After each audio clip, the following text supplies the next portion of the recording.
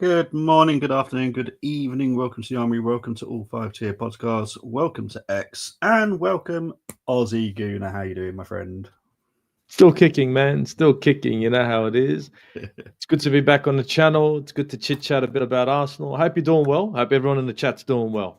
Yeah, thanks, mate. Appreciate that. Yeah, it's obviously for people that are probably watching this, probably on playback this time, due to the fact I have shocked you with the time. Look, at the end of the day, I have to try and fit these in when I can. I'll be honest. Tomorrow's going to mess you up again because it will going to be probably about 4 o'clock tomorrow because I've got to go down south this afternoon because I have a family function that I have to attend, and then I won't be back. I will be watching the game, admittedly, at the family function too afterwards. I don't care. I'm not missing the Arsenal. Look, I'm sure there'll be a few of it because in my family there's a lot of Arsenal fans. So I'm sure a lot of them will be appearing over my shoulder and watching the game with me. So I don't care. I don't care. Look, if more people are doing it than aren't doing it, then it must be right. Well, exactly. Look, I won't be someone that says, look, there's a big screen there. Can I just attach my phone to the big screen and watch the You don't have to attach it. You can actually just sort of mirror it. Just send it. Like, it's not hard. You don't need a Bobby. Like times have changed, mate. You don't need a wire in, mate. Like it's all good. True. Yeah. Okay, true. mate. It's all right. We'll see what happens. Unfortunately, it's a sad affair this afternoon. However, I'm watching the Arsenal. I don't care. I didn't particularly like her anyway. So I hope you're watching. I hope you're watching because there are facts coming out of this one. Nothing to do with Arsenal. It's all personal. I know that they're all because obviously I have to do the school run, so I've had to stay here to do the school run, and obviously you'll be picked up later by someone else. But yeah, I know that they're all busy doing other stuff at the moment, so it's all good. I'm safe. I can say what I want. Yeah, I never wish anyone was gone, but I ain't gonna miss her. I'll be honest. Hit the likes, people. Big ups to Aussie Gooner. Hurry up, hurry up! I've tried my best. I did say to you that I wasn't even at home when I messaged you. You chat a bit early, you know what I mean. Morning to my pod brother. Please do like the thing. Please do like it. Whatever you're watching on, if you're watching on X or YouTube, please do like it. Or I think it's called Restream or something on X. I don't know what it's called, but it's a weird one. Big up to Milia Palpius saying morning, Bobby. Hope you're doing well. Big up to AFC777. Big up, Bobby, in the chat. Thank you, mate. Big up to Tyrrell Gunner TV. Big up to you. Big up to Melanie as well. Big up to Temmie, who's obviously going to wind me up at some point in this show. What is the update injury-wise? Obviously, you know how the show's done. There will be an injury discussion because I do have a slide for that. It's not the greatest news. It's positive in some aspects, not so positive on others. Reverse psychology for today. I'm going to ask Steve in a minute how he's feeling about the game. Someone check Hannibal's betting accounts. Yes. Yeah, right. Huh? Xhaka was under scrutiny. Yeah. And Brady saying big up to you yourself, and big up to Chris as well. So how are you feeling about tonight's game? Are you this afternoon? Well, yeah, this evening's game. It's a bit of a weird time today. It's obviously even weirder for you, but for us, it's 5:45 in the UK, which is a weird... in the morning. Oh, what time? 2:45 morning. Jesus. AM. I'm guessing international fans. We're not dedicated, mate. Like 2:45 AM. What's that? When people are sleeping, we're watching. What's that? Oh, jeez. Oh God. How are you feeling? Are you confident about playing them? Yeah. Yeah. Oh yeah. It just depends on what we decide to do. True. Yeah. The lineup. If we want to use our thinking caps and we want to use our brains and set up correctly, then we'll walk through them. But I'm confident in the fact that if we field the right team, that we haven't got a problem. I'm worried that a certain midfielder is going to get put in as a number 10, and that's going to fuck everything up. That's my worry. And yeah, so I'm hoping that good old Mikel is starting to see that, horses for courses, and you got to put players in the right position. Yeah. Okay, who do you think we could put in as the number 10 today? Ethan had a great game against Nottingham Forest. Ethan was Mikel Arteta wanted him to do. Go back, end, pick up the ball, bring it forward. Yeah, he was doing that. Mikel, for you, he was doing it for you. He wasn't playing the classic 10 where he could sit up there. No. I think Ethan should be playing the 10. I think Eze can play the 11. And if they decide to, possibly switch roles from time to time, so be it. So be it. But I don't want to see Eze playing the 10, because that means we're going to be stuck with one of Trossard and Martinelli on the left. Guess what if that happens? Let's just not even worry about it. Gyökeres is going to get no service. It'll all go down the right-hand side. Noni will be shut down, and it's going to be a low-scoring game. Yeah. No, you're spot on. That is exactly what will happen. Anyone watching this show, right, hopefully the Arsenal board, I'm telling you exactly what will happen if we do not put Eze as a number 10, okay? And we chuck in either Trossard or Martinelli. I'm telling you that now. Right now. Eze needs to play the 11. Ethan should play the 10. Use the young man. Use him. Use him. I'm sorry, I'm a little bit pushy, but he's a decent player. He needs the minutes. I'm not interested in a 30-year-old Spanish midfielder who has got the same speed as Frankenstein playing the 10. I'm sorry. He had an open shot, right, against Sells, 1-on-1, and he took the shot straight at him. Oh, but he scores for Spain, they say. Arsenal ain't Spain. Yeah? Sit on the bench. I want my boy Ethan on there. I want him on there. That's what I want. And if it ain't working out, Mikel, cool story. Then you can go ahead and throw anyone else you want in the 10. Hell, chuck Eze in the 10. Throw in a Trossard on the left. Right? Switch it up. There you go. But I don't want Moreno on the pitch. I don't. And it's nothing it's not personal against Moreno, but everybody watch him. Really watch him against Forest. Watch him. Yeah. There was I'm not going to say his name, but he's an Arsenal journo that works on YouTube, and his first assessment on Nwaneri against Forest wasn't great, and he did come out, I think, yesterday and apologised, because he said he watched the game back, and but I personally think, because when you're an Arsenal PR journalist, you come out with stuff that you think will back up Arteta and Arteta's opinions and all that kind of stuff. And he's obviously gone, well, hang on. Arteta hasn't said this or said that. So he's come out and gone, I got it wrong. Look, at the end of the day, Arsenal Football Club, look, I'm only just talking about Arsenal Football Club, see Ethan as a 10. Don't see him as the winger. I see him as a 10. That is his future, because Max is going to be the right winger. It's looking that way at the moment. And we've got a couple of others that are coming through, which is very exciting as well. I'm looking forward to our future with the Highlanders at the moment, because there's a few potentials that are just looking cracking. Obviously, we've also brought new as well. We've just bought one from Rangers yesterday. Don't ask me his name, because I cannot for the life of me remember his name. But we just got a young lad from Rangers yesterday. He's 19. Looks really good. We've got that young lad coming from Ireland in 2027. I think that's when he's coming, because obviously he's too young for us to sign him at the moment. So we've done a pre-agreement. It's looking so damn good forward-wise. Defensively, we've obviously got Marley Salmon, which he looks incredible. He's only 15, and he looks incredible. Kakuri could do his job, I'll be honest. And we've got Josh at right back. Goalkeeper, apart from Setford, and maybe Rojas, the Colombian. Other than that, I question mark over a few of them, if I'm honest. Nygaard, definitely not going to work out as much as we were hoping it would. But he's obviously gone out on loan to a League 2 team in Denmark, I think. That tells you everything. He hasn't gone to a top level Denmark team. He's gone to a League 2 Danish team. He needs minutes. He does need minutes. And Seconds. I'll be honest, when you're up against Setford, and Setford, by all means, is is quality. I do think he has the potential to actually get into the team at some point.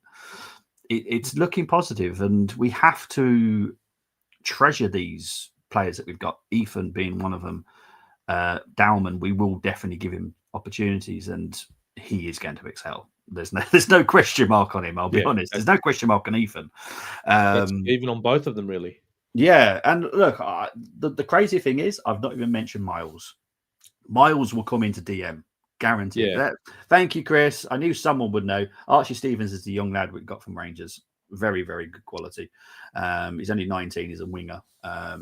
So yeah, that's another young lad we've just got, because we know we've got gaps in our youth. We know we have, and I'm glad that we're dealing with it. Per is doing a great job, and Andrea again is helping, because that's what his job is. Anyway, Temi already annoying me. No, I'm only joking. Tim, Trossard could do a good job. Look, hit and miss, unfortunately, with Trossard. Sometimes he's incredible. Sometimes he is Glenn Helder. It's awful. For people that don't know, remember Glenn Helder, just look him up. He played for Arsenal once upon a time. He was awful. That's what Trossard reminds me of sometimes. He can be Anders Limpar one game and can be Glenn Helder the next. He's awful sometimes. Big up to Tolowanimi. You're not pushy at all, mate. I'm sure we all share the same sentiments. Exactly. Look, me and Steve will get on majority of the time and agree with most of the time, and we will have disagreements. But there's a way, the way you can say it that I won't be offended, and there's a way that you can say it that will offend. Steve has always done it in the most articulate, funny way, which is why I always trust his words.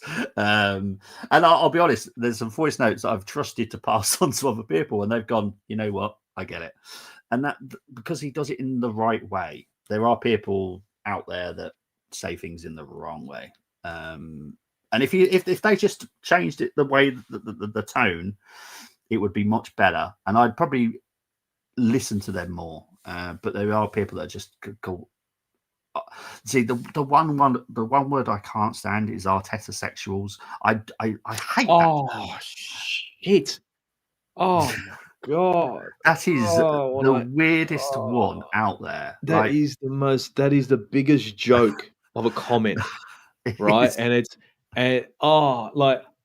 Can you just do me a favor and articulate yourself in a certain manner? Start an argument and stop giving me stop trying to look. I'll be honest with you. I hate the fact right now. It's that, are you Arteta in or Arteta out? Mm-hmm. I'm Arsenal for a win. Yep. Every time. Okay. I don't care. Krusty the Clown. I don't care if it's Bart Simpsons. I don't care if it's Lisa. I don't care who is the manager. I'm Arsenal for a win. And if Arteta turns it around this season, I'm gonna clap and I'm gonna say he's the guy. If he doesn't, well then out with the old and in with the new. But I'm going to support who I've got now because I've got no control over that. Yeah, and I just hate the fact that you're either on the in crew or the out crew. Yeah, we all got the same badge. Yeah, exactly. Seriously, are we 4-year-old kids? I know. Picking a five-a-side team, right? Like seriously, come on, grow up. It is. Grow up and do something. Please do something. If you hate the manager. Right? And it's sorry to jump in, but if they really hate the manager, Bobby, instead of looking for Arteta sexuals and all this crap, do something. How about this? Yeah. How about instead of doing this, do something about it? Go on, do something. Stop trying to split the fans. Huh? I know. Stop. Well, this is. I've said it to you in recent voice notes that me and you exchange. We all need to come as a community. We are meant to be brothers and sisters, all supporting the same club. That is, it doesn't matter if you don't agree with every aspect of the club. We're all meant to be backing each other one up, and we all want Arsenal to win. That's all we want. We want Arsenal to win. None of us want Arsenal to draw. None of us want them to lose. Some people may want to be more entertained than others. I'm probably on that fence. I'd want to be more entertained when I watch Arsenal. I'll be honest, last weekend, much better. But the previous games, I have to be honest, I've been bored senseless. But the last game, I was a bit more entertained because, and this comes on to Tolowanimi's comment, play Eze at the 11 because we look different. We look exciting. Eze, look, we all know that we failed on a major objective in the window. We didn't get the left winger that we wanted. Out of the choices that we've got, I'd rather have Eze at 11. I love Martinelli. Everyone knows I love Martinelli, but Why? he's not good. No, well, he's not good enough for Arsenal now. He was. No. I liked him because he was what I always called a dirty winger. I never knew what he was going to do. I enjoyed watching that. I don't like seeing a winger get the ball and I know what they're going to do with it. I like seeing the unexpected. Now, unfortunately, with Martinelli, his unexpected is normally shit. His unexpected is post to post. Look up. Oh shit! 2 defenders pass the ball backwards. Aaron Ramsey-esque. Yeah, but I still love him. I know what he's going to do. But I do need him to be gone now. I'll be honest. I'm one of those. As much as I love certain players, if I know that their time is up, they have to go. And I will be like that with every single player. If they if they don't impress me no more, I'm just sounding like Shania Twain now. But if they don't impress me, they need to go. Simple as that. That is no name. It's not personal. It's business. You know what I mean? And that's all it is. I mean, and look, Eze is the 11, and I was saying it on my channel, on my preview. Okay, Eze starts as an 11 for Arsenal. He'll get an assist, and he'll assist Gyökeres's goal. Yes. And everyone's like, "Oh, no. You would not believe the stuff on Instagram." I said, "Put money on it. Put money on it." Then I went on Akpos's channel, said the same thing, copped it again. What now? It was just that was the most simple goal that we've scored for a long time. Because it was simple. You know why? Because remember Leeds? Yeah. I watched the Leeds game, right? Everyone watched it. I watched the Calafiori ball over the top. And I said, Eze's control, right? He'd control it first time, put the ball into the box, easy. Again, Calafiori will play in this game. Okay, that's not a hard. We'll draw him in. Okay, it's going to happen. It's definitely going to happen. No way we're not going to try that on. Yeah. And Akpos is like, you reckon? I go, all day if Eze starts. All day he gets an assist for Gyökeres. All day. Yeah. And when he did it, I just looked and I went, yeah. And what now? Huh? Come on, DM me. Huh? Where did everyone go? Everyone quiet. Yeah, I'm sure you did. Yeah, don't worry. The short is out there. It's all good. It's all good. No worries. Doubt the old Laguna. Doubt Eze. Yeah, cool story. Chris reckons you will win today. Just how you win, you could. Yeah, exactly. You can't predict Arsenal. I can't predict their performance. I can't predict the lineup. I just can't predict nothing with Arsenal. Big up to Brenny. I know Brenny did a show. I think it was last night. So please do subscribe to my pod brother Brenny K74. And he was joined by Dermot, obviously the Tottenham fan, and Nick, aka Geeks of Muckleby. I'm glad we don't have arguments in Liverpool fan base compared to Arsenal fans. With Arsenal, seems to be insulting each other. Yeah, it does. 100%. I'll be honest, I do see it in the Liverpool fan base as well. Now, obviously, I am aware of other Liverpool content creators, and there is a specific. Well, there's actually weirdly they're both Irish. They are quite horrible. If I'm honest, within the fan base, they kind of need to kind of rework the way that they do things, because I do find them very rude, and they seem to always just want to start a fight. I don't understand why. They got a little bit of pompous in them now since they started becoming a team again. And true. that's okay. It's understandable, but I've been screaming about the way they've been playing, and it's great. I love to see that there's no overlapping runs on the wingers. I love to see the midfield disjointed and slow in transition and not offering any sort of space for the wingers to do any sort of 1-2. I love the fact that when they're supposed to make runs, they don't, and they make runs when they're not supposed to make runs. I love the fact that Mohamed Salah is not doing anything, but no one's talking about that. They're too busy focusing on Gakpo. I love it. No one's talking about this £120 million midfielder. I mean, if that was Declan Rice, shit. We'd have to turn the Arsenal cannon towards Arsenal and push the button. Yeah. That's okay. What I will say about Liverpool. Wirtz is a very good quality midfielder. I love him. Everyone knows this. I'm part German, so I watch Wirtz a lot, and I do love him. I would never have paid 120 million quid for him. I also wouldn't have paid as much as you did for Isaac, who, I'll be honest, is nowhere near match fit. He's not going to be playing 3 games a week for you. It's a big risk, and I'm glad Arsenal don't go down that route, because that's just mental. Which Nah, thankfully we've got Berta, and Berta will make sure that we use our money wisely and don't waste love it it. on expensive outlays who aren't going to be able to play every single game. My main issues with Martinelli and Trossard players, their decision making. Yeah, 100%. I think they are great options to come on against. Yeah, that I do agree with. I think Trossard does way better Trossard coming all off the day. bench. Martinelli, I'll be honest, I think he's done. I love him I will state this to the day he leaves. I love him, but he's done at Arsenal. It is just what it is. And as much as I might sound crazy, never. But double pivot with Rice and Zubi doesn't work. I can't believe it because I supported it so much. But looking at Zubi and the lone DM or Rice as the lone DM works. No, I see where you're coming from. I think that the whole Which is what happened at Forest, though. I mean, it wasn't Rice, it was Moreno. Zubi was on his own and he was fine. And that's exactly what I wanted from him because it allowed the two midfielders to get the ball further up the pitch. Yeah. Yeah.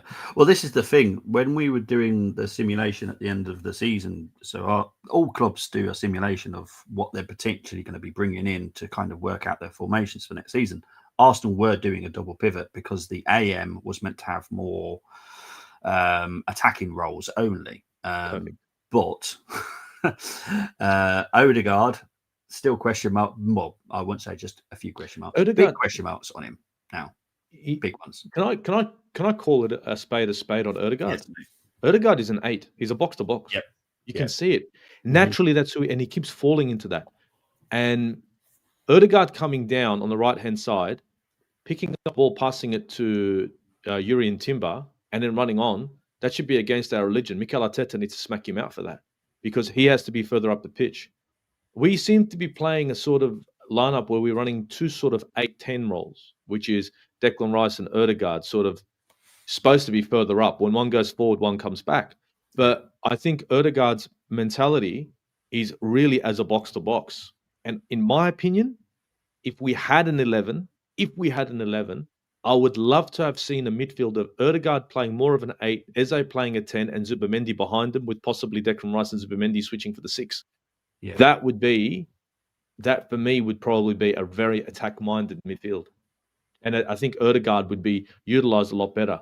It's hard to make him change his colours when he's an 8, right? In my opinion, that's just my opinion, what I can see. He's not a 10. No, I've said this a long time, and everyone thinks, "Oh, you hate Odegaard." I don't hate Odegaard. He's just not a 10. I'm allowed to say that. I'm entitled to say what I believe. If you've got a different opinion, that is your opinion. That's fine. I'm not going to say you're wrong. I just personally don't think Odegaard is a 10 because a 10 for me knows how to go forwards. He does. Exactly. I honestly feel he gets lost going forwards. He's fine going sideways and backwards. That's great, but that's an 8. that's what an 8 can do. A 10 knows how to break a line, get through, find that pass that just sets through the striker or sets through a winger. He can do that very minimally. He can't do it all the time, and that's the one pass that he does, which I really which we should stop doing, is the scoop up pass where he scoops it up just above the defender. So Saka or the attacker is. It never comes off. It never comes off because of the height he does it at. That defender is like, oh, okay, I'll just wait for that to come down. Yep, I know what I'm going to do. It's not because I'm a defender. I would be like, yeah, you keep doing that, mate. I'm loving it. I'm loving it. But yeah, Zubimendi and Rice works, but only if Zubi is the 8 and okay, fair enough. To be honest, what's my review? I said we deserve to win at Burnley. They did nothing. We had the chance. So Cesar does what he does. Can I jump in on this? Yes, mate. Can I jump in on this, please, Chris? Your team is a decent team, and what I noticed against Burnley, and I was on with Mons midway through the game, and I was screaming and yelling. I go, first of all, your wing backs no longer overlap your wingers. I'm watching it in this game. What the fuck is up with that? Sorry, I just got to swear. Your midfielders in transition are not offering themselves to the winger.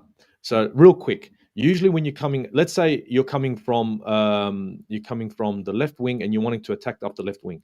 The left wing back He can either put the ball over the top or he's going to play the ball into the midfield, link up with the midfielder. Midfielder can run forward, knock the ball to the winger, and then make a run and then make an offer. So now the winger has two options. He can either go down the wing or the wing back goes right past him and gives him an overlap. The winger now has the overlap, he has the midfielder, and he has himself. And the defender has got what the hell is going on. And that's what Liverpool did best. In this game against Burnley, it never happened for Salah, so Salah is out of the game. Salah's out of the game. He got manhandled in that game. Manhandled, and then he got in trouble and got a foul. I don't know how that worked. Gakpo, same thing, to the point where Ekitike was getting no service. He had to pick up the ball, right, almost at the corner flag and drive it in himself and take a shot. Your midfield is not making runs and are not linking up with your wingers, and your wingbacks aren't doing any overlapping runs. I watched Burnley. I really watched them.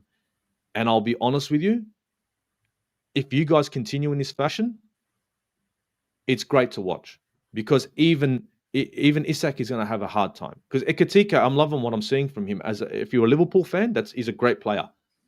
But your wingers, I don't blame Gakpo, and I certainly don't blame Salah, because he's got no support. And this is not a Trent thing. This isn't a Trent thing. Any wingback I put there needs to understand he has to support Salah. And the midfielder must do the same. McAllister was useless. He was running around slow. Wirtz, where was he? As a number 10, I wanted to see him make passes and create things and stuff up, which is what number 10s do. Number 10s are always going to stuff up, and it's that one ball they get credit for when you score. I did not see any chance creations from Wirtz. I also didn't see any link up between him and Salah that was definitive. And then McAllister on the left-hand side for Gakpo, what? You guys were, it was horrible to watch, to the point where even Virgil van Dijk had the ball and didn't know who to distribute to. Didn't know. He's looking like, where are my options? Offer. People offer. Make a run. And when you guys are making runs is when you should be still. When you're still, you should be making runs. Your team is a bit disjointed with these new faces, I think. I think Arnie Slot needs to go back to the drawing board and allow his wingbacks to overlap his wingers, or it's going to be more of this. It's going to be a lot more of this. But that's just me. I'm sorry. I dissected your game heaps. I'm not trying to smash you guys, but that's what I saw. No. Well, you'd think with the players that they've got as well and they're brought in, especially Frimpong, because he is fucking incredible. But he's not being allowed to do what he's good at. which is mad. Because that's why I like Frimpong. He's one of my favourite right backs to watch. He's more attack minded. More attack minded. The whole point, if he links up with Salah and is allowed to link up like Trent did, forget about it. Salah will get goals because he's got someone to work with. But that means Wirtz has to work with him too. This goes back to the right back, to the midfielder, run down the line, midfielder drives it forward, off to the winger, overlapping run this way, midfielder that way, Salah saying, you want to see my left boot? That's opportunities, options. But this way, it's Salah and two defenders. Sorry, Salah isn't Saka, where he can take two defenders. And I'm not saying he's, you know what I mean? Saka's a bit better on the ball. Salah's more of a quick shot, goal. He's more of that direct Alexis Sanchez style winger. He hasn't got the trickery. He's got the boot, right? And he didn't have any opportunities because he had no support. And that's the same thing for Gakpo. Same thing. And that's the same thing for Ekitike in this game. They had nothing. But what do you do? That's Liverpool's problem, not mine. I don't have problems with overlapping runs. I got Calafiori going from the left back to right. Anyway. Yeah. Right. We need to start the show in a minute. So I'll go through the comments and then we'll bring up the slides so we can get for because we're half an hour in and we're not even on the slides. We're talking Liverpool. We're talking everything. We're not talking Big up to Dylan, who's just rubbing it in. You are a git. We've been watching the puppet. Dylan, I do like you, but right now I don't like you. That's just evil. What I'll be doing, I'll be dressed in black and just watching the game. That's what I'll be doing. I love Slotty. Don't mess around. Torn into Kirkes, taking it. Oh yeah, well Kirkes again is exactly the same like Frimpong. Kirkes is fantastic coming forward. Got a great cross, but I don't know what's going on because I was scared about Liverpool, but at the moment I'm not that scared from them. If I'm honest. Not like this. exactly. AG Odegaard, isn't it? Yep, 100%. He a pre-assist player, not an Eze or Verts or KDB. Demi, this is funny. Odegaard is a weak attacking 6. I wouldn't put him as a 6 because his Come on, defensive dude. skills is suckers as well. Yeah. Big up to Takamura saying I'm going to let's go. Big up to you.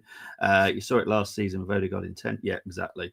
It's not good. Salah and Gakpo Exactly. take on full purchase. Well, with subs Goma, we end up taking on wingers, and we looked. Yep, totally agree. Fertz really thinks he will bounce off Premier League, bro. Yeah, he is someone that I slightly worry will be like Fabio Vieira. Now, Fabio Vieira again is another player I love, but he's not good enough for the Premier League. I had my doubts on him. Verts, I didn't have my doubts, but I'm starting to have doubts on him, if I'm honest. I hope I'm wrong because I do love Verts, but this is why I wasn't overhyped by it. Szoboszlai, Red Bull. Yeah. He's not been tested. I still want Frimpong there. Yeah, I don't understand Szoboszlai right back. I'll be honest. I haven't got a clue. He's not. Morning to Dermot as well. Right. Let's get on. Right, the form, we all know what Arsenal have been doing. However, for people that don't know about how Bilbao have been doing, they've had 3 wins and 1 defeat. Their last game was, I've done it in the wrong way, order, do apologise. Alaves is who they've just lost to. I've done it in the wrong order, my bad. But yeah, they've just lost. But in all fairness, they probably did have one eye on today's game. So they are 3rd in the league, though. We're 2nd. They score 1.5 goals per game compared to ours 2.3. But in all fairness, we did get 5 against Leeds. So that obviously has helped that stat. Goal conversion, which is important. We need to be about 20. For someone that's challenging for the title, we need around 20% on this. We're 17. So we're not far off it. We're doing better than we have done. I think last season we were more, I think about 14, 15%. So we're doing better. But no shock horror, we've actually got a striker, so I kind of expect that to improve anyway. Theirs is 12%, but again, they've got injuries, issues, and stuff for themselves. So goals conceded per game, this is always low for us. So it's lovely to see 0.3. Theirs is 1. Chances created per game 2.3, which is much better than last season. We were in the low ones last season. We're on 2.3, which is much better. And I did say, because I didn't do the watch long because it was an early game. But I did think that without Odegaard in the team, we look better because we do. I'll be honest. I'm sorry for anyone that upsets. I'm thinking of a specific Canadian. If he watches this back, he's going to attack me. But I'll be honest, mate. This is mainly for you, Moss, because I've got a feeling you'll watch it and you'll come for me. But Odegaard is not the attacking midfielder we need. He is a great midfielder. I've never said he's not a great footballer, but he's not the attacking midfielder that we need in this lineup.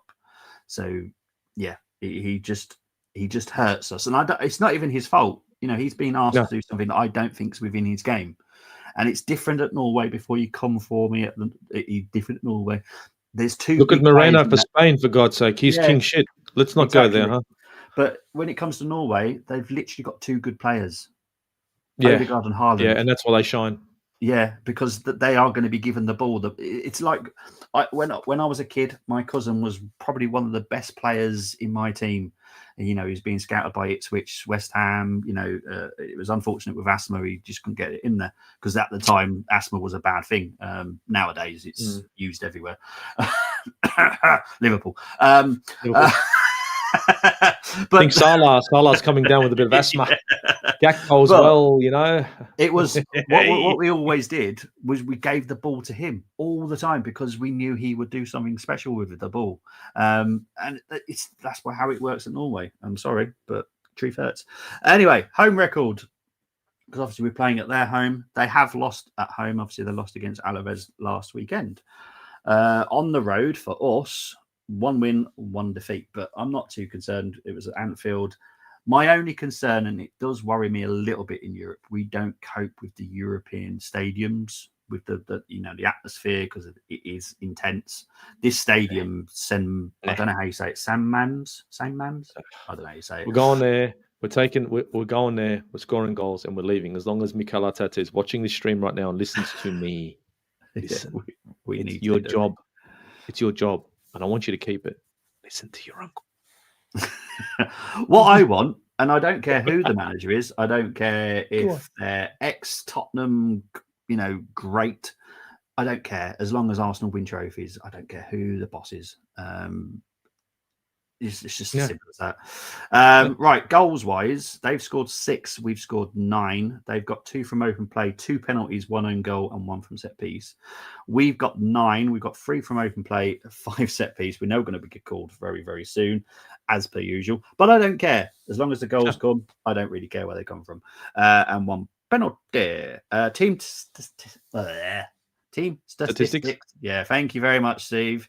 I am English, but for some reason I just can't say that word today. Anyway, average possession 51.9% for Arsenal, which is, if you go back a couple of seasons, we were always bossing possession. We don't do that so much anymore. And I'll be honest, it doesn't really bother me too much because what matters is the result. I'm not that bothered if we don't boss. You want to do the Mourinho thing? Yeah, they can take the ball home with them. We don't care. We'll just take the 3 points, right? Yeah, exactly. That's all that matters. I couldn't monkeys, and that, I suppose that's a good thing.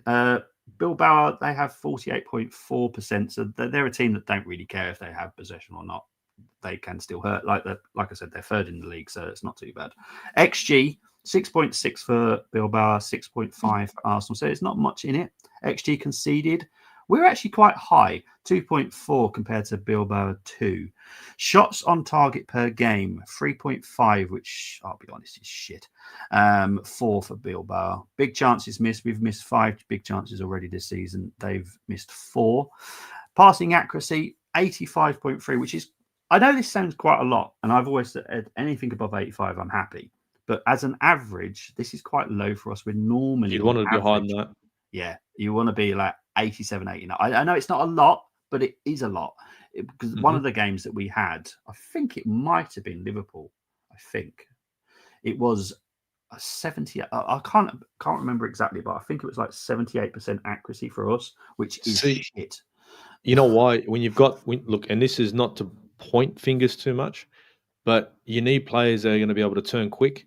Zubimendi didn't look good in that game, but he's looking to distribute the ball to attack-minded midfielders as well. So he looked horrible, but you got 2 midfielders that are like for like in Marino, and in my opinion, Marino and Declan Rice, 2 8s, who are not thinking about going forward. They're just looking to hold their position. So for Zubimendi, that would have been difficult.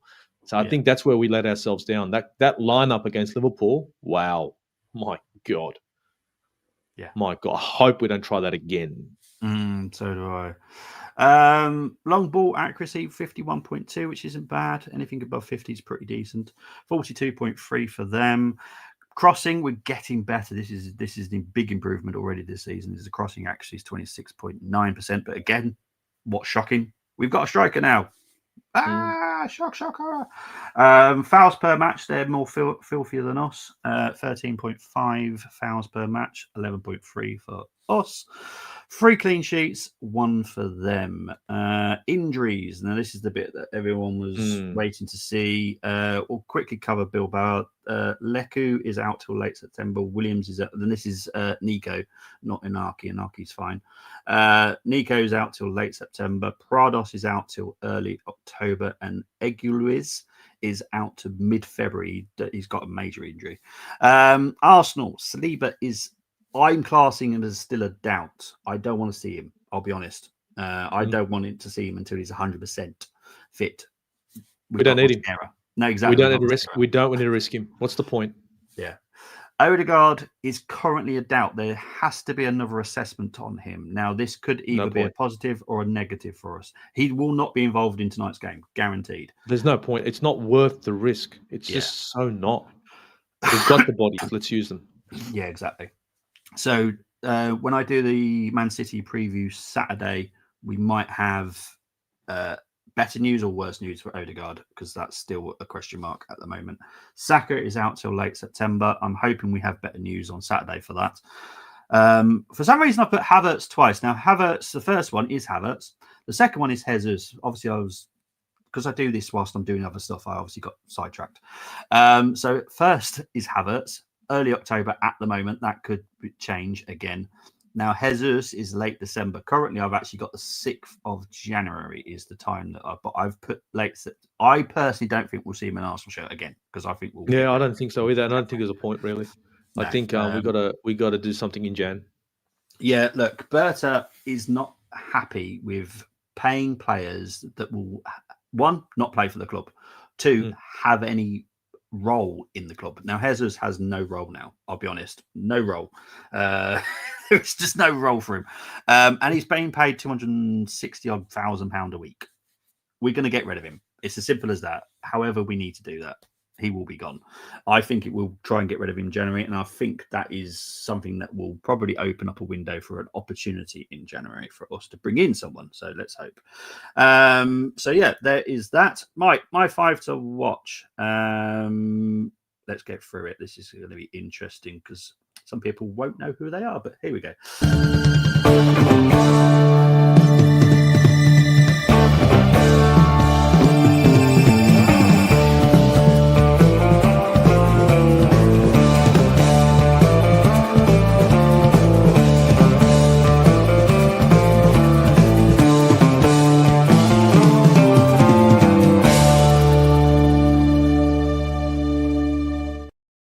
Okay, I know it's a strange one to pick a goalkeeper, but I'll be honest, I love the nice Simon. I do. I love him.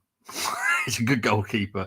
He doesn't always impress. He's not had the greatest start this season in La Liga, I'll be honest. But I do. He's league goals in nearly every game. Yeah. Except for one. Yeah. Yeah. Yeah. But he had no Raya. Well, no, I don't think he's a Raya, to be honest, and that says everything about Raya. But with the Bilbao squad, I'll be honest, no one really petrifies me in that squad. So this 5 to watch was probably quite hard because I was like looking at them, going, yeah, none of them really excite me. So I've gone with, because I think Unai Simon will be difficult to beat from our set pieces, and that's our biggest threat at the moment is the set pieces. I think Simon will probably deal with them quite well. Right back, unsurprising for everyone that knows me well enough, I always have pick a right back or a left back somehow. I've gone with Jesus Arezzo. He is going to be a problem. Now, obviously, Calafiori, I expect to start a left back. It won't surprise me if Lewis Skelly does, though, but, this is Arteta. Arezzo is very good going forward. So whoever our left back is needs to be sharp because there will be an overlap from Arezzo, whoever the right winger is for them. I'm not even going to try and say his name, so I'm just calling him Mikel. I don't know why I've picked him because I've just looked at the surname and gone, I don't know how you even say it. How Gizar? Yeah. Sorry. Let's just call him a geezer. Yeah, just call him Geezer. That would do. Yeah. Geezer. But no, he's a young, very I wouldn't say he's like a Zubimendi standard, but he is just a hard-working defensive midfielder. He will be a problem. Now, Sunset, he is someone I do enjoy watching. I've always liked him. He was someone that we were looking at mainly because Berta loves him. He, again, is hit and miss, which is a little bit of a question mark sometimes for as Arsenal fans, because I think it's about £80 million or something like that. His values are ridiculous. I wouldn't pay 80 million quid for him. I'd pay 40, but I would not pay 80 million quid. But he could be a problem tonight, but we'll see. It depends, again, how we set up. Again, because Nico Williams is not in, even though he doesn't really impress me that much, Inaki doesn't really impress me that much. I've gone with a Berenguer because he is 30. He's had a decent start to a season, to be fair, and he could be a problem again, depending on who we start at the fullbacks. I'm guessing it's going to be definitely Timber at right back, but left back, I don't know. Haven't got a clue. Will he start Calafiori again? No idea. He has to. You reckon? He has to. The reason why I think he needs to, if he's a smart cookie, and I think he is. Yeah. What he has to start doing is to figure out what his starting 11 looks like when he's missing key players. Yeah. Now, feel me on this. Saka's out, Madueke comes in. This is the starting line. Get used to it, boys. Our left wing has to be Eze. Now, if the left wing is going to have to be Eze, there needs to be a relationship between Calafiori and Eze. Now, much like Timber and Madueke will start to have that relationship. So I think he needs to start setting up his first team, right, with key players there, and his second team with key players missing. And chopping and changing now isn't a good idea. I think Calafiori starts, and we bring on Skelly not as a left back but as a midfielder. That would probably be what I'd be looking for. I don't want to see Skelly playing left wing back. I don't. No. Not in this game. I want him to play in the midfield. Yeah, I agree. So I was just looking at something that's just come up. So yeah. Sorry. Right. So Eze is meant to be £130 million player. Big steal if Verts is going for that. Unpopular opinion. Shout out to Palace. I'll be honest. If someone says, "Who would you rather have, Verts or Eze?" I would pick Eze. And that's nothing to do with me being an Arsenal fan or anything like that. I prefer Eze, and I know he's Premier League proven. With Verts, there's always that question mark. He is outstanding for the German national team. He was great in Germany. You always have to have that question mark when they come to Premier League. Is different. There is no other league like ours. Not saying it's the best, because I'm not saying that, but it's definitely different from the other big leagues. No, it's definitely Nico. Definitely Nico. Anarchy's fine. Yeah, I checked it. Actually, I checked it. It is Nico. Yeah, because I've literally got the injury list, because White is now on there. He's out till late September. So yeah. Oh, and Odegaard is now out till late December as well. So he looks like he could miss a City game as well. Good. So there has been changes in that. Declan Rice can have the armband, and Ethan can take the 10. Finished. Yeah, and as I said, Havertz will change. It's now changed to mid-October as well. So there has been changes. Even I did this. When did I do these slides? Yesterday afternoon. So yeah, there has been updates. So I just wanted to check myself, Chris, to be honest, because I have got the list in front of me now. Yeah, Sunset is a baller, but again, he's hit and miss. I wouldn't want to spend 80 million quid bringing him over here. Morning, gents. Chris and Dermot, thanks. Big up to you, mate. Sunset and Anarchy, only ones I rate from what I saw. I'm not convinced by Nico. I'll be honest, Anarchy doesn't really excite me either sometimes. Or Gazar. Well, that makes sense. Yeah, that's how you probably say it. Big up to Dean. Morning, gents. What do you think of the new Champions League format? Personally, from last season, I'm convinced this is the way to go, because it's much more entertaining. What about you? I like it too, you, Steve? Oh, you like it too? Well, there we go. That's nice. Yeah, I like it too. I was a bit skeptical, but after going through it, I was like, you know what? I'm enjoying this a lot more. Yeah. Temi saying White is a new Tomiyasu. Arteta playing players into ruin again. So what will happen with Berta is, if a player is constantly getting injured, we will find a way of getting them gone. We will not be paying people that are just constantly, which is obviously what happened with Tommy. So White is somewhat. Yeah, I'm not going to totally blame Arteta. He doesn't know how to manhandle. What's the bloody manage? Thank you. I don't know why I'm saying manhandle. manage. Look, I wouldn't be surprised if he's into that as well, but with the way he comes across, right? But no, he doesn't know how to manhandle. I've just said it again. Manage, for God's sake. Okay, guys. So there's a bit of news that's coming out right now, and he said it once or twice or thrice now that Mikel Arteta likes to manhandle his players. Oh, and we could all believe it in the chats. Huh? But no, manage his players. We all know this. Florence, who is an absolute legend at the club for me, I love working with her. She updates me constantly about the club. She and Mikel do not get on, mainly because he doesn't listen to her. Look, managers do that. They don't listen to their medical team as much as they should. I wish they would, because at the end of the day, we're looking after expensive items that work for the club, so we have to treasure them, but we don't, because we like to ruin them. And White, for me, And White's a different situation because White is someone that does his job, goes home, and has nothing to do with football. Doesn't like it, doesn't like watching it. So he lives his life slightly different.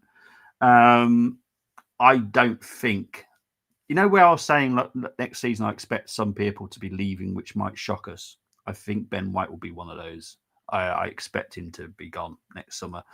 I will be shocked if he's still here. I just think to have two right backs of that quality, it just won't work. I'll be honest. Ben White can only play right back, if I'm honest. I don't think he's a centre back at all. I don't think he's a wing back either. No, well, he got away with it. He at tries Leeds. to, but he's not comfortable playing wing back. No, not the greatest.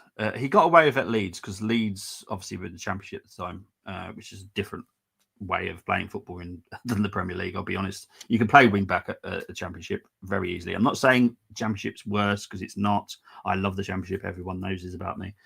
But as wing backs, it's a lot easier to get away with in the Championship. I personally do think we'll get rid of him next summer. That's just my personal opinion at this current stage. New format means lower league Manchester United can't qualify anymore. Do they want to? Well, yeah. Arteta throws injured players back. Well, I've said this. This is why I do the injury list the way I do them. That's why Saliba is where he is right now. It's good. It's great. Yeah, exactly. Saka as well. Yeah. Arteta is Peter Chico from Benidorm. Oh, no. Oh, mate. Well done on that one. Right, let's look at the battles that I think will be important tomorrow. From the heathens, got will, got fight, got pride, got reason. If you wanna go eat, then you know I'm gon' feed them. If you're coming for me, hope you're ready for it. Okay, these are the battles that I think could be important. Obviously, I have no idea what Arteta's going to pick, and I'll be honest, I have no idea who's the Bilbao coach. I don't even know who his name is. Sure. Old Do mate. you know who is it? Old mate. Old mate. Old mate.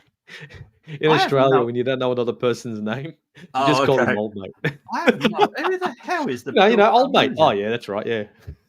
Who is it? I honestly haven't got a clue. It's Valverde. Oh, okay. I didn't know that. Oh, there you I go. didn't know that. Oh, that's well. Actually, that's a decent coach, to be fair. Anyway, so Ariso against Eze, because I hope that Eze plays out on the left and Ariso will be the right back. I think that's an important battle. Berchiche against Madueke, because again, I think Berchiche will play on the left back and Madueke, I hope, plays on the right wing. But this is again trying to get into the mind of Arteta, which I don't particularly want to do. Again, I hope Nwaneri plays as the number 10, and I do think he'll be against Orgiza. I hope that's the right way we do it. Sunset against Zubimendi, I think because of the height as well, it's going to be an interesting battle. Zubimendi is obviously a lot smaller. Sunset is about 6 foot, I think. So fairly tall. So it's going to be an interesting battle. Obviously, this is Williams Inaki. I say again, it's so hard because I don't know how they're going to line up. Inaki can play left and right. Okay, so he could be up against Calafiori or Lewis Skelly, or he'll be up against Timber. So it's very hard, but Inaki will still be a problem. I just don't think he's that great. Zanardi, it's a tough one again because How many goals? Who for Zanardi? Yeah. I have no idea. I don't think has he got any? I don't think so. Yeah, He's that's the Moroccan that's what I'm thinking. He's the Moroccan striker. Just checking it out now. I don't know if he's got against Sevilla. Oh, one goal against Sevilla. Yeah, he scored against I just Sevilla. know he's a physical forward. But in all fairness, look, Mosquera, you know what? Mosquera has been able to handle. God, yeah, right. And Gabriel is a physical centre back. Yeah, right. So big time. I think Sonate's going to have a very hard time in this game. Very hard. Yeah, I do. I obviously we're not going to do predictions just yet, but I'll be shocked if it's not an Arsenal win. I'll be shocked. Kind of annoyed as well if we don't win tonight. So yeah, I'm trying to remember what's next, but I think it's people's chosen lineups. Sorry, I know I do this quite often, but sometimes I do forget what order everything goes in. I really do need to put an order for the show. Right, let's go into people's chosen lineups for this.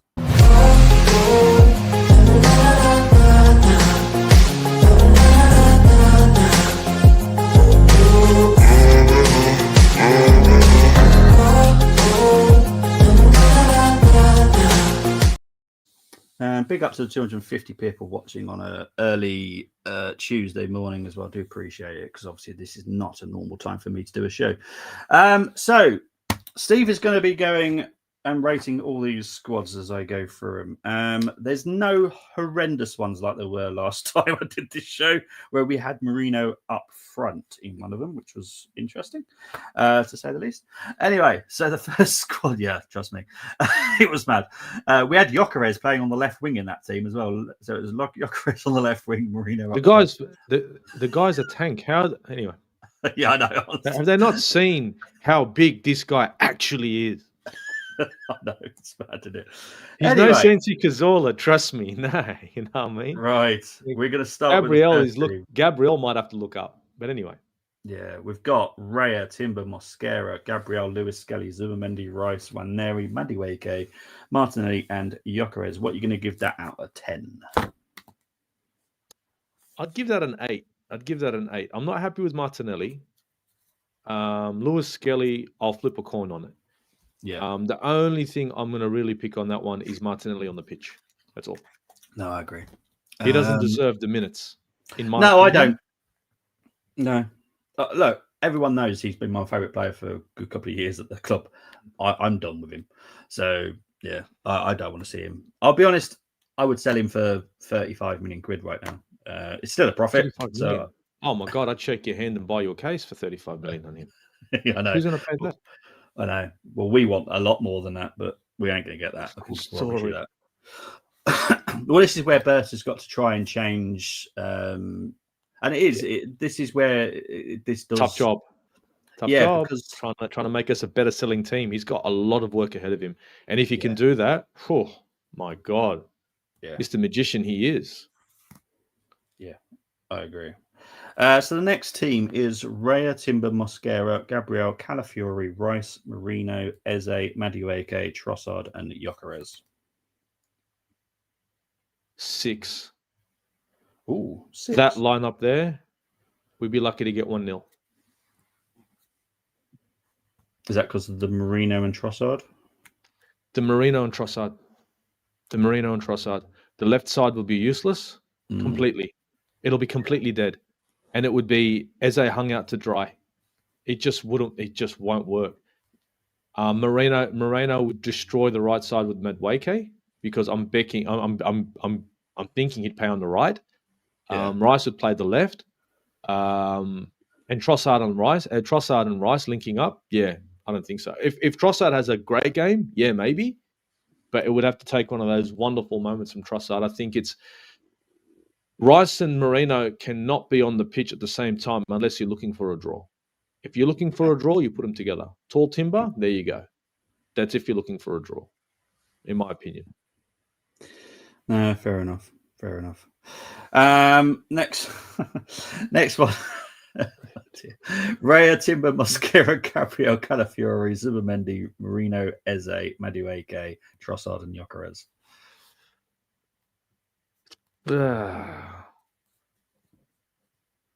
Okay, so obviously Zubimendi 6, Marino 8, Eze 10, Madueke is going to play 7, Trossard's going to play 11, Gyökeres is going to play the 9. Yeah, the left side will be a little bit better with Calafiori and Trossard maybe, but yeah, I'm sorry, I just see Marino and Trossard with zero link up. I mean, what would you think? Marino and Trossard, these two players on the left side, one on the left side of the midfield and one on the left wing. I don't know what options Marino is going to give to Trossard to get him out of trouble. No. And honestly, if that happens, I don't think Calafiori is going to be very effective on the left side. I've stated this, and this is no hated on Marino because he is, as a player, he's a good player. Again, it's a very Odegaard situation. I love the player. I think he's a very good player. Doesn't fit our system at all. I don't understand him.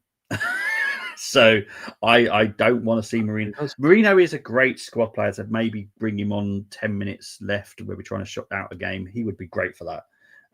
Because he's very good at keeping control of the ball, and brilliant. Trossard again, great coming off the bench. I don't like watching him play from the beginning because you never know what you're going to get with him. So again, So what we're going to give this a 6 again?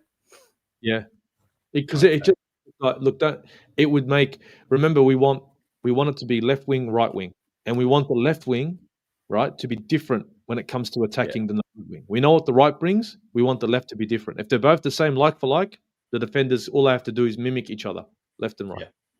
No, I agree. Next team, this is different. Raya, Timber, Mosquera, Gabriel, Calafiori, Lewis Skelly, Zubamendi, Nwaneri, Madueke, Eze, and Gyökeres. I like this personally. Yeah, Lewis Skelly playing 8. Well, playing as so it's like a double pivot. Obviously, Lewis Skelly. Double pivot of Lewis Skelly and Zubamendi. I like it too. Now that would be, you know what? Now that's a decent shout, isn't it? And because Lewis Skelly doesn't mind traveling forward either. He likes going forward. He loves. Yeah, and I reckon his link up play with Eze would be good. Oh God, yeah. And Nwaneri, right? Yeah. And I mean that would be great for Gyökeres because now Madueke gets the pressure taken off him. You don't know where you're going to go now. It's like, it's it left, is it right? And one-touch football, you'll see a lot of it with that lineup. A lot of one-touch. And with Calafiori in the back as well, ball over the top as well. I like it. That's a 9 for me. Oh, lovely. No, I do like that one. It's a very, very good one. Interesting. It is. Unfortunately, we're going to have to see Marino again.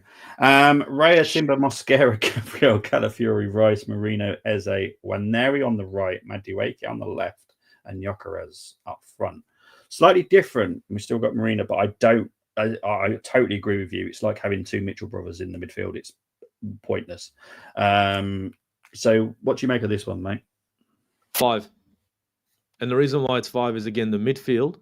The midfield is just going to be horrific. Nwaneri is not a winger. He can try it on. And Madueke on the left, we've seen it. It's not good. It doesn't look good. I think for us, I want to go back to you're a right winger, we'll play you on the right. You're a left winger, I'll play you on the left. You're an 8, I'll play you as an 8. I want to play the players in their natural positions and try and get the most out of them. Here, it just feels, don't get me wrong, I understand what we're trying to do, but if you put Rice and Moreno in that double pivot side by side, you've got nothing happening on the left-hand side. And if you can imagine that there's not going to be any support, Eze is going to be run ragged, and it'll be easy to shut Eze down like this. Very easy. In my opinion. No, I agree. Right, next one. The final one. Raya, Timber, Mosquera, Gabriel, Hincapié, Zubamendi, Rice, Eze, Madueke, Martinelli's back, and Gyökeres.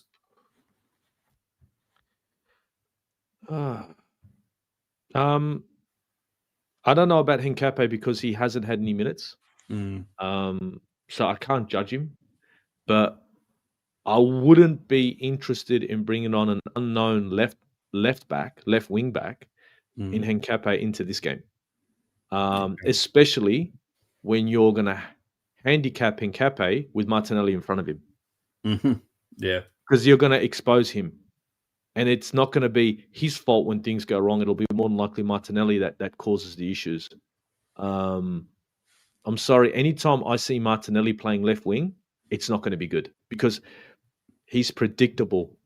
He will run from post to post, wing to wing, look up, and then it'll be Aaron Ramsey back pass, and it'll be Eze or Hincapié that has to clean that up. And that's going to expose Hincapié, right? Yep. That means Gabriel has to come forward too. So our defensive line is now, I'm sorry, that'll probably be a 6. I wouldn't give it a 5, but I'll give it a 6. No, fair enough. So 6 for that. Right. Excellent stuff. Right. Let's get into the comments before we start playing the challenge, which is next. Right. Let's have a look. Love that sparring video for the battle, by the way. Yes. Rest in peace to Ricky Hatton. Yes. Totally agree. Yeah. I think for the battle, it's obviously just... it's important for me, and obviously I know Steve is a big boxer as well, and yeah, I just thought it was important for the video, to be honest. Confirms there will be 6 sprint races in 2026: Shanghai, Miami, Montreal, Silverstone, Do they normally do one in Holland, Chris? I don't watch the sprint races, but is that the same sprint races as this season? You have to let me know. Why pick Singapore as a sprint? No, over. That's epic. Yeah, because that's the street circuit, isn't it? The one I love. But yeah, there's definitely no major overtaking on there. Brenny gone for a team as well. I know Temmy's got one. Raya Timber, Mosquera, Gabriel Zumamendi. Hey, is he missing someone? Brenny, you've missed someone. We're playing with 10 men. Yeah. Who needs a left wing back? Yeah. We don't Who needs a left back. Forget about left back. Let's have a look. Left out the left back. I know. Obviously, Temi hasn't, because he combines the two. Raya, Mosquera, Galiba. I don't want to see Saliba, I'll be honest. Calafiori, Rice, MLS, Eze. I like that. That's, well, apart from Trossard. Sorry, I feel like I'm always picking on certain players, but no. Right, let's have a look. No alternative teams, thank you, Berta. Raya, Timber, Mosquera, Gabriel, Hincape, Zubamendi, Rice, Waneri, Madueke, Eze, Jokeres. I like that. Morning to Canners. Saliba needs to play as we need him for Man City at weekend. As good as Mosquera is, we need Saliba to prove his fitness for that game. No. I need Saliba for the rest of the season. Yeah, he's not even 90%, I'll be honest. So no, Mosquera's fine.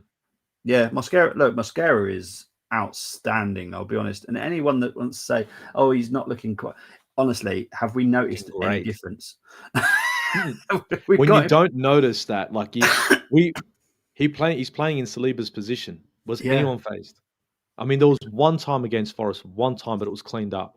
Yeah. But I'll be honest with you, even Saliba has a bozo moment. Yeah. So I don't honestly, I'll be happy for Mosquera to play against City and allow Saliba more time to rest and come back 100%. And the same goes at Saka. I don't care how important games are. The season is more important. Yeah. No, I agree. So yeah, I don't want to see him. I'll be honest. Look, I don't want to see him on the bench. No. And I'll be honest. This will probably sound mental. I'm not that scared of City now. No. I used to be petrified of them. I'm not anymore. I've seen City this season. They're more entertaining, which for me has actually made them less of a threat, because they're more entertaining again. They were very controlled beforehand, and I hated watching them. But they're more entertaining, which actually makes them easier to beat, in my opinion. So yeah. Do you not think Calafiori is mental? He is absolutely mental. But that's why I love him, because he is mental. And I'll be honest, having Heinze at the club will help him, because Heinze and Calafiori are very similar. Because that's kind of how Heinze played as well. He was a left wing back kind of type thing, and went forward a lot and bombed forward a lot. I guarantee there's a lot of games, if you watch some of his highlights, guaranteed he would have been in the front four at some point in some games. Heinze was mental, but Heinze has added something that I didn't expect at Arsenal. I was question mark the appointment personally. I thought we'd go a different route, but Heinze has impressed me. He's added something different to the way that we play.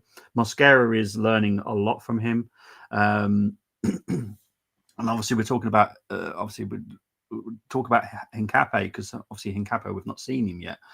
But Hincape I'm excited by, because everyone knows I wanted Hato at the club. Everyone knows this. No shock. Yeah. I'm disappointed he went to Chelsea. But if anyone says, if you couldn't get Hato, who else would you get? I would literally say Hincape, because he is literally a slightly older version of Hato. So I am excited to see Hincapié, but I'll be honest, right now, I don't see him getting into the squad because Calafiori is impressing me a lot. Like last season, question marks on him. Defensively, yeah, a little bit suspect. He's really impressed me this season so far. And I'll be honest, Hincapié's got his work cut out because I was expecting Hincapié to pretty much take that left back role. I wasn't. Oh, really? No, I wasn't. Oh, okay. How cool? Because you had faith in Calafiori, or you just didn't think I'd seen bits and pieces of Calafiori last season where I was like, it was good. Then, I know he fell off and everything, and I was like, you know what? There's no way you can show me that quality and then all of a sudden drop off like crazy. Yeah. And then this season, look at him this season. This season, he'll play on the right wing and then travel back with playing 3 in the back, and all of a sudden he's gone from one end to the other end, and he's doing a diagonal run to cover. As long as he stays fit, Hincapié's going to have a hard time. Okay, that's the only thing that worries me about Calafiori, fitness. Yeah, because fair enough. It is a big deal. Oh yeah, definitely. Yeah, he's definitely had a few issues last season, didn't he? I just think if Calafiori continues like that, you will get caught out at some point, and then there's a gap. But that's the nature of the game. Timber gets caught out, you're in trouble. Trent Alexander-Arnold gets caught out, you're in trouble. But that's why when Calafiori goes up, Gabriel shifts to the left, and we play 3 in the back. But you're never going to see Calafiori and Timber going at the same time, much like Liverpool. Yeah, you're always going to see one go up, and they shift across. And in a minute of time, Gabriel will shift across, but half the time you're going to see a midfielder lock into that position. Used to be Granit Xhaka once, back in the day. Yeah. So you know what? I'm all for it. I'm all for it because it means 100%. goals. Yeah, exactly. Hincapié is 100%. He's going to need some minutes. Yes. And I do think Port Vale. I know it sounds. I do feel sorry for Hincapié. I'll be honest. For people that don't know, Port Vale is in the Stoke-on-Trent area, which is just up the road from me. It's going to be one hell of a night for him because the ground's decent, but the place is a shithole. There's no other ways of me putting it. It's a shithole. So it's going to be one shock if that's his debut. I'll be honest. So I feel sorry for him. No, they don't do one in Holland, Singapore. Oh, okay. With Bayern being smaller, but Azerbaijan was disaster and chaos. They did a sprint in Azerbaijan. What, round that castle? That's just mental. No. I said Webster should rename the world horsepower to Calafiori. How many Calafioris you got? 600 and I know. Calafiori, yeah, he honestly, he entertains me. I know I enjoy that. I just smile. Even he was getting taught by the linesman the other day. Was it last game or the day before about how to do a throw in properly? That was quite entertaining. He actually didn't back chat him. He just literally listened to him, which I thought was brilliant. Won't be liking Hazard. Oh, why is he going to Red Bull? Oh, we better not be going to Red Bull. He's everywhere. And hey, well, kind of right. But yeah, there are some nice places. But no, Stoke-on-Trent is a horrible place. I'll be honest, it's not nice. Anyway, the only reason Steve came on here was to do the challenge. And I will warn you, there is no retro challenge because we've never played Bilbao before, so it's pointless. However, there will be one to play next week against Port Vale. Yes, you heard it right. A retro challenge for Port Vale fans. Yes! Get in there. Anyway, let's do the challenge.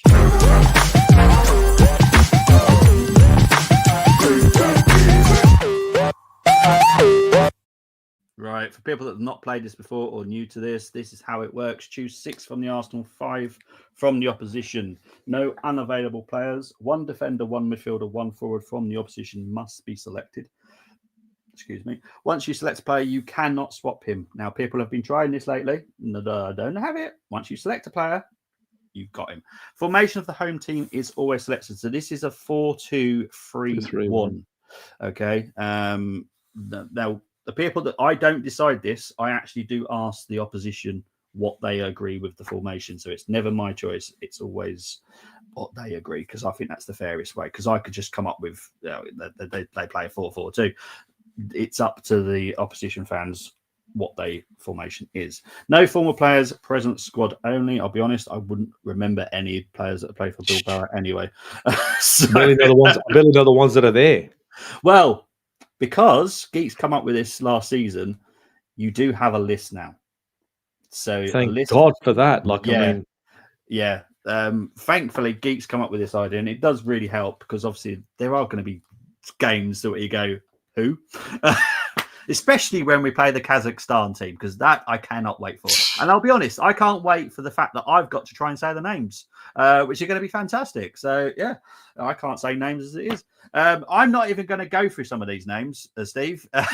They're all there. Not worth it.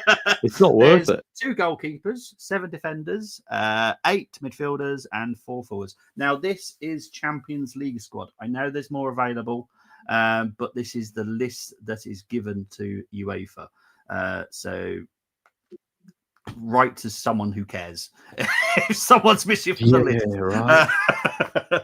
And obviously that Williams is his Naki, because obviously Nico is not available. Yeah, because I would have picked Nico, even though he hasn't been great. But yeah, it is what it is. But that's the reason it's just Williams, is because obviously Anarchy is the only one that's fit. Nico is out. So do you want to start with the Bilbao players first? Yeah, I mean, I will try and help as much as I can with it, because they're so shit, right? I'd probably take, because we're playing 4-2-3-1. Yeah, I'd take their CDM in that Giza float, in that Giza bloke. The one that I picked, yeah. Yeah, I'd say yeah to that. Okay. All right. Who's your take that? one, I mean, this is horrible that I'm doing this. Yeah. This is shit. I'd take their right back. The one that I went with, Ariso. Ariso, yeah, because you said he's forward, he's attack minded, and that's what I need on that right side, bro. Yeah. I wouldn't take their goalkeeper over freaking Reyes. They can get fucked with that. Yeah. We can't do that. We can't. We can't. Ariso. Can't. So there's 2 players. Oh shit. We've got to pick one out of the midfield, don't we? Yeah. Fuck. Just bear with me for a minute, because I've just realised Ariso is not on the list, but I'm pretty sure he is registered. And it won't be your. I promise I won't auto foul you, because if you have picked him and he's not available, but because I'm picking right now, I'm like that's 1-2 players. But Ariso's not on there. Why is he not on there? Give me 2 sets. I just need to check he's actually on the list. For some reason, he is on there. For some reason, I've just missed his. Oh, I know why. Because Leku was the next one, so I had to avoid him. Okay, so Ariso is definitely on the list. I just haven't written. This is to create a combined starting 11, right? Basically, yeah, and obviously we're going to try and rate it. So I'd love to bench every single player, but anyway. Yeah, but no, it's to make basically to like look at the opposition and respect them a little bit more than we probably would at the beginning. But I'll be honest, this is going to be tricky, because I'll be honest, no one really worries me in this team, if I'm honest. And I don't normally go into many games like that, because I normally go, oh yeah, Forest are going to cause us problems here, there, and everywhere. Bilbao, I'll be honest, I'm not that scared, which is a bit of a weird thing to say. But I wasn't phased either. Like, I looked, and I'm thinking, if we just drop the same blueprint that we did against Nottingham Forest, it's over. Literally over. If we just drop that team that we had against Nottingham Forest against Bilbao, just forget about it. It's done. It's done within the first 45. But shit, man, you got me here. Like, I gotta pick a winger, and I'm probably gonna pick Williams. So we're gonna have to pick Williams. Do you want to put him on the left or the right? I have to put him on the right, and Madueke is not going to be selected now. Okay, I'll select Madueke. So you've got 2 more still, mate. Yeah, no, it's difficult, isn't it? Shit. So I've picked picked a winger. Is that Williams count as a? I mean, it's midfielder winger. Yeah, I can't pick their forward. You've covered all the rules that you need to with a 1 defender, 1 midfielder, 1 forward. So you're fine now. So you can pick whatever 2 players you want. So if you want to go for the goalkeeper, whatever. So whatever you want to do. All right, we'll go the goalkeeper. We'll have to go the goalkeeper. Yep. We'll have to go the goalkeeper. And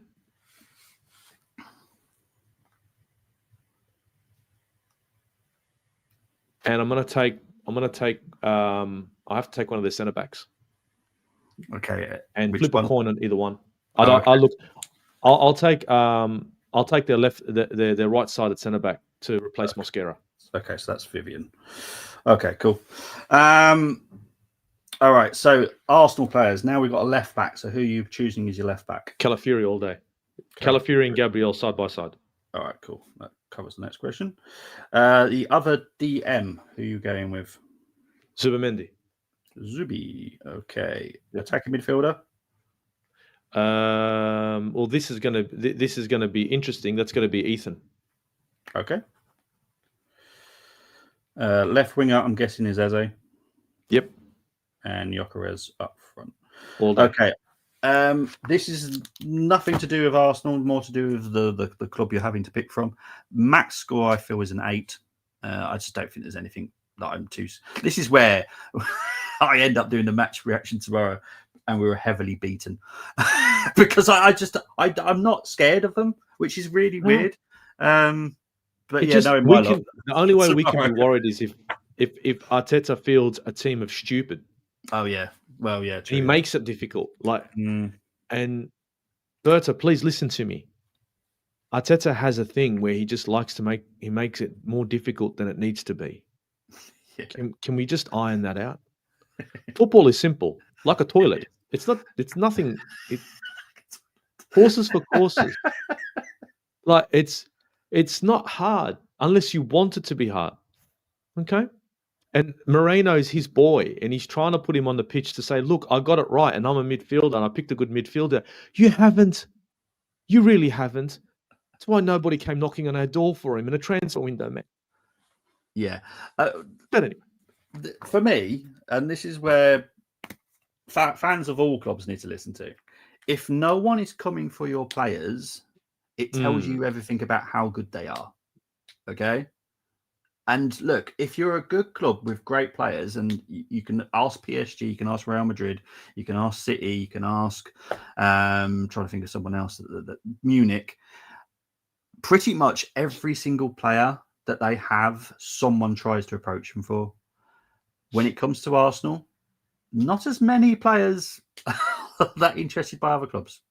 I'll be honest. And this is where I always put my feet back on the ground and go, well, they're obviously not as good as we think they are, because all these big clubs will come after them. They're just not as good as we think they are, people. So, as I said, max 8 score. You've gone with Simon, Ariso, Calafiori, Vivian, Gabriel, Orgiza, Suamendi, Waneri, Williams, Eze, Gyökeres. I can't not score that an 8 because it's a good squad. I like Vivian. He's a hard-working defender. I wouldn't say he's outstanding, but he's does the job. He's basically a tin of Ron still. So yeah, 8. Well done, mate. You are up against 2 people in Real and Tim. We'll start with Tim first. He's gone with Simon, Timber, Laporte, Gabriel, Berchichi, Zubamendi, Giza, Eze, Madueke, Berenga, and Gyökeres. Yeah, that's an 8. Laporte, obviously. Yeah, I'd agree with that. That's not a bad lineup. Obviously, that's if Sunset has a good, plays well. Yeah. Yeah, I'll be honest, Laporte, I don't expect him to start because I think the documents only went in last week. So he's not been able to be trained with them. So I think it's too early for him to start. Real has gone with Simon, Timber, Vivian, Gabriel Hincape. Di Galarreta, Zubamendi. I think that Di Galarreta is like a 33-year-old or something like that. Sunset, Berenga, Madueke. Oh Jesus, that's a 7. Sorry, I can't be scoring someone that's put Madueke as a left winger. Yeah, no, that's as high as Steve. I'm sorry, it's just he hasn't played well as a left wing. It's let's not do that. He looks fantastic on the right. I've always said this about Madueke. I got to watch him a lot with Lee at the under 21s. Lee Carsley, big shout out because he's done wonders with the under 21s. Madueke is a very versatile forward, but his main strength is on the right. He can float from left to right, but I still want him on the right if anyone was going to pick a position for him. He is fantastic. He is dangerous. He's electric. We saw it at the weekend. I was amazed by him, but I've always loved him anyway. I'll ignore the Chelsea thing because that's Chelsea. That's their problem, not mine. Havertz look better at Arsenal. Madueke is looking better at Arsenal. I just want to see Madueke's end product. Just end product. I want to see you done all the work. Now, either an assist, please, or is it going to be a goal? I want to see something from the hard work. That's all I want from Madueke. But apart from that, so far, fair enough. Yeah. Let's have a look at the comments before we get into predictions. Sorry, I've just seen some. We all want out of UK. I used to, Chris, but the place I wanted to go to has just gone as mental as the place that I live now. So I'm stuck in Bilbao at the moment. Yeah, I won't be going to the place I want to go to because that is just as mental as what it is here. Yes. Oh, Jesus Christ. I like Hadjar. Please don't do this to me. Oh, God. Sonoda will have no seat at the moment, but Sonoda doesn't deserve a seat. But Alpine, oh, Jesus Christ. How the hell does he... Lindblad from F2 will go Vika. Oh, okay. I have no idea who Lindblad is. I'll trust you to tell me how good he is. But we heard they get mad when you call their Club Athletic Bilbao and insist it's Athletic Club.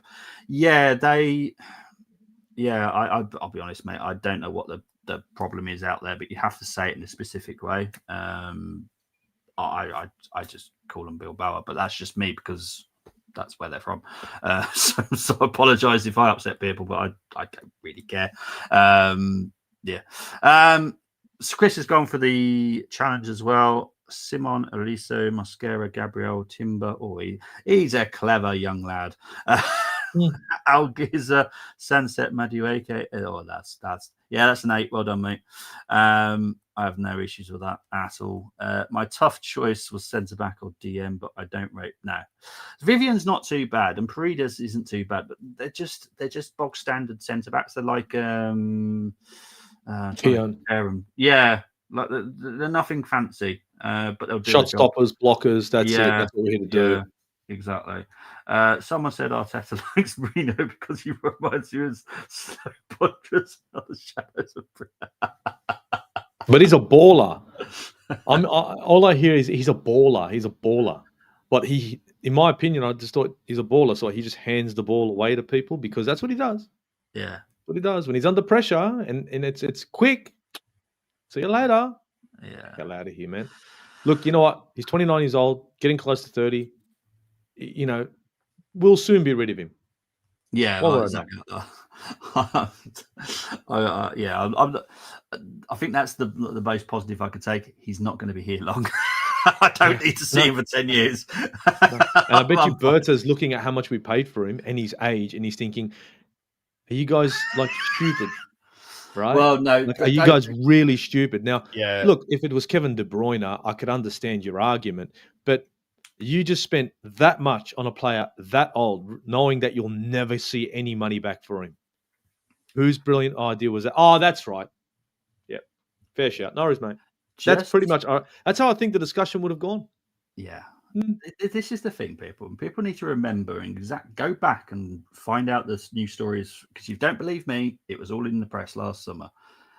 Arteta went to Josh and demanded that we got this guy. No one else. It was all Arteta. This is why now Berta's in control. It's a much better summer window because this is the type of player that Mikel wants. He's Marino. He would have. I guarantee we would have only got 4 players in this summer if it was all Mikel. And I would put money on the 4 players that we would have signed. I would have probably got it right. Now, I know this is way too early because a lot of things will change. But at the moment, because we are discussing it, because we have to plan ahead and all that kind of stuff, next summer is looking like a 3 to 5 in window, which is good. That's what I want. I don't need much change. 3 to 5 is decent. I don't need an 8-player window again. I think we've done what we needed to this window. We still need that left winger. That might happen in January. If not, it will definitely happen next summer because we all know there's a problem. Martinelli, Trossard, not going to work. Trossard, and for people that keep going, oh, Trossard signed a new contract. Yes, he signed a wage increase, which he was entitled to and deserved, in my opinion, because he was on wages that are similar to players that played no role in the club. He does play a role, and he does deserve the look. I don't agree with everyone's wage structure. Don't get the words twisted. But he does deserve to be on the similar wage as everyone else that plays exactly the same amount of games. So he does deserve that wage increase. He didn't get an extension. That does tell you everything about it. If we can get the right money, he will be sold. Simple as that. It would have happened last summer. Well, the summer's literally just gone.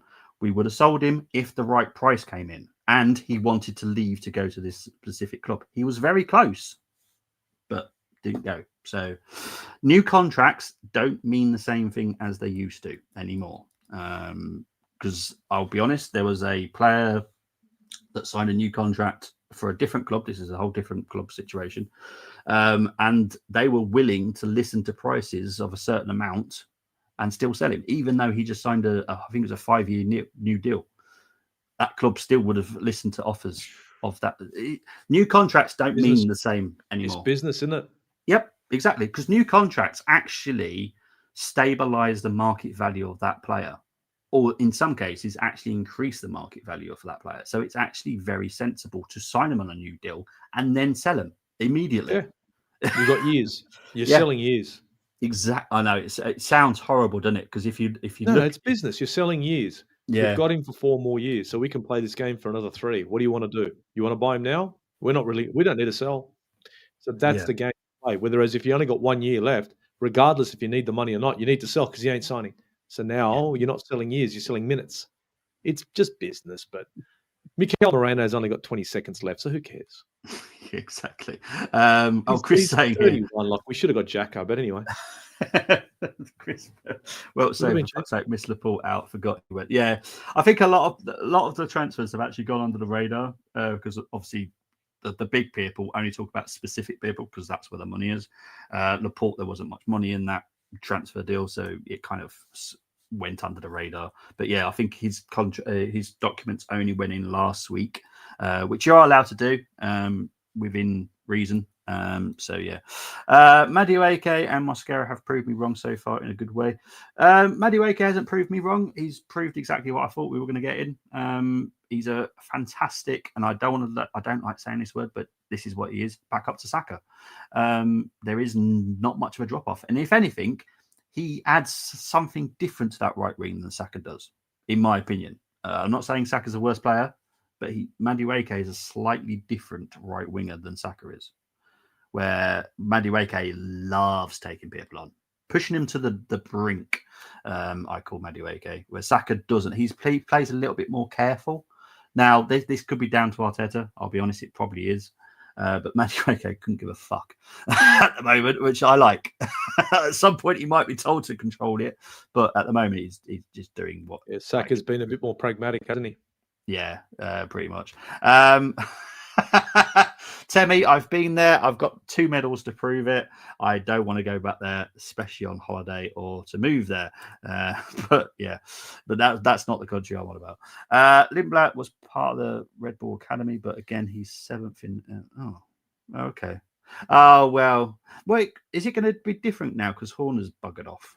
Will they pick someone different? People rating Marino because he's played alongside better players at Spain. How about this? Can I flip this for a real quick one? That's a good point, right? But I come back and say, yeah, maybe he plays along better players in Spain, but look at his opposition. Yeah. He played good against Turkey. Cool story. The equivalent to Leeds. It's mad, isn't it? Marino is a Yeah. Yes. Yes. Thank you, Chris. Yes, sir. Yes, sir. That's what he is. Bobby he is a body. I see him as a body.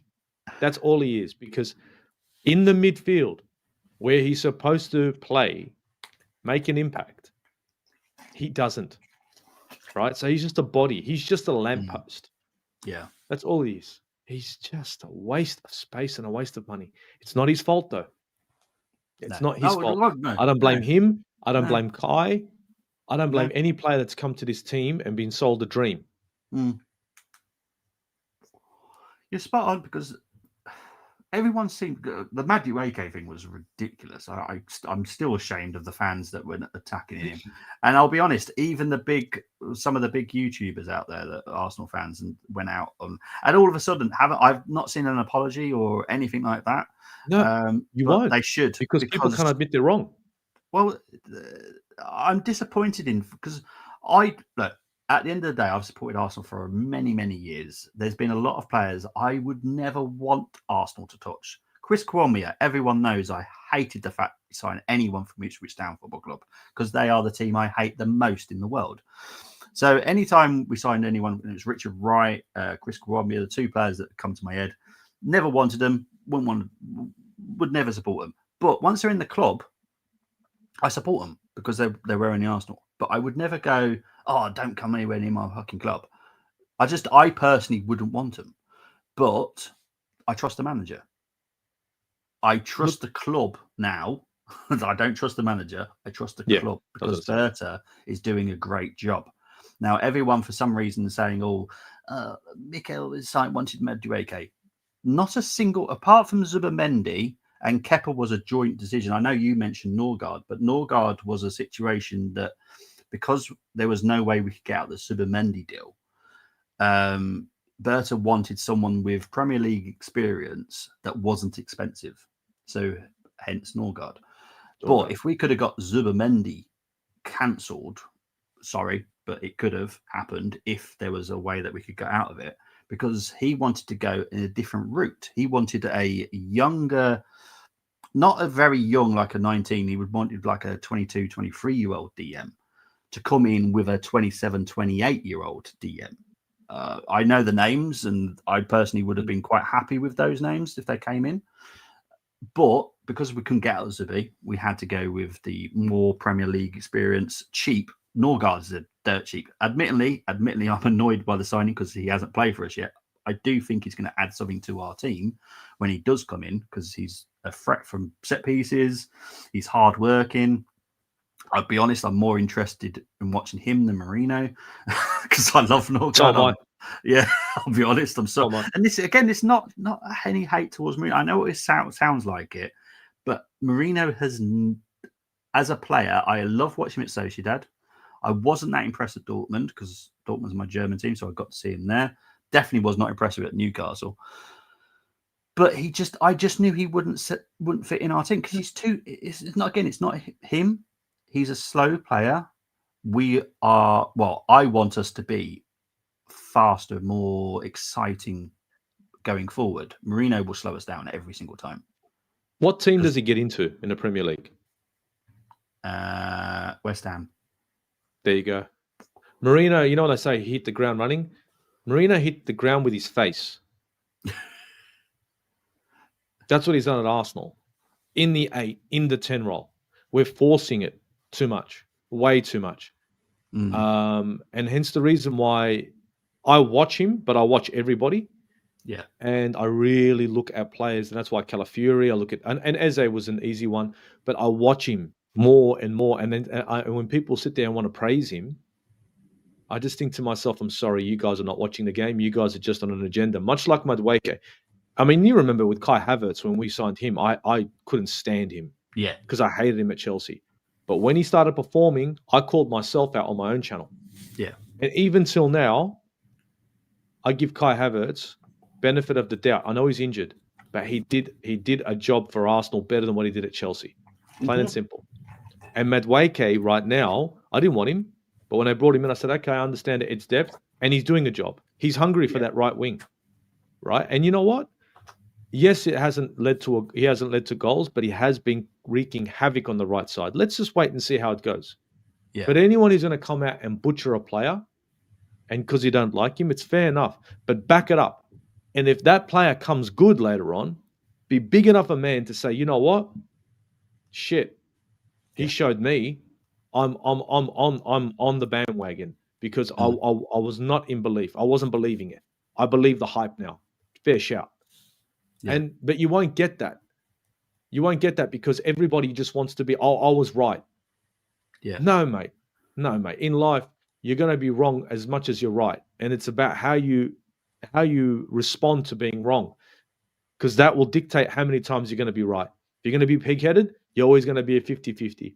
But if you Mm. open your eyes a bit, maybe as you get older, it'll be more of a 70-30 in the right fashion. But anyway, it is what it is. It's YouTube. It is, mate. It is. Good point on value being stable. I said on Brenny's show last night, Salah will leave us at the end of the season. Yep, 100% he'll leave at the end of the season. We'll get good. Yeah, you will. You'll get a decent fee for him. He will definitely pay till 40. He is definitely in the Ronaldo mould, in my opinion, of how long he can play. As much as I didn't rate Madueke, but there's reason to go picking him for England, and I rate Thomas Tuchel as well. I think he'll do well for England. If I'm Hazard, I would stay one more year at VCARB, then move, because we don't know how Red Bull will go with the Ford engines next season. Yeah, it'll be an interesting one. Who's likely to come back from Ferrari at Manchester United? 2 teams. Mate, honestly, the United situation, I don't find funny. Obviously, I work within the well, I know you do, but I work within the football field, and I'll be honest, there is a lot of shock within hierarchy of many situations within football of what is going wrong with United. No one can really put the finger on it, and it's kind of shocking. And I feel for the fans. That's the only people I feel sorry for, is the fans. Why? It's just the way I am, mate. I'm built differently, unfortunately. Not all the fans, but they've been arrogant for a long time, right? And remember, they were the ones that pushed Banter FC, that slogan on us, right? Yeah, true. And I remember saying it. I go, don't worry, everyone has their time, you know. Don't worry. Remember, we were in sync when it came to our successes. You guys were more successful, but we were in sync when we were successful. So now that Arsenal dropped off, now it's your turn. All right, we were fucking around for 15 to 16 years. They've got more. They've got what? How many years has it been now? United have been a bit of a joke. Jesus. Has it been 20 years yet? No. No. All right, still got some time. Yeah, true. What's happened more times? Chris Wilder going back to Sheffield United, or Tyson Fury retiring? Yeah, I can't believe Wilder's back. I'll be honest, the only person I want sacked right now is Russell Martin at Rangers, because I don't know what the fuck he's doing at my Scottish club. But he's screwing us over, because we're not even in the, I think we're like 10th or 11th in the Scottish League. You lose to Hearts recently? Yes, lost to Hearts. Hearts are obviously top of the league. Got battered in Champions League. To be honest, he got away with the game against Celtic. Celtic would just pour that game themselves, but the guy that does not deserve to be at Rangers Football Club. He is a shockingly bad manager. I will state this till the day I die. Rangers deserve a good quality manager. Personally, go and get David Moyes. Do whatever you need to. Yeah. Marino wasn't even associated. No, 100%. 100% he wasn't. Look. I believe it. Yeah, it's just mad. Well said, Ozzy. I have no sympathy for Manchester United. When they were top, they laughed at us, and Arsenal during their bad times. Bobby Russell Martin was my good part. Yeah, I know. Tell me about it. The fact that he's appointed a failed Carlisle manager as part of his coaching staff. I've got, Chris, you know, this is not me hating on Carlisle. Tells you everything. This is Rangers football levels.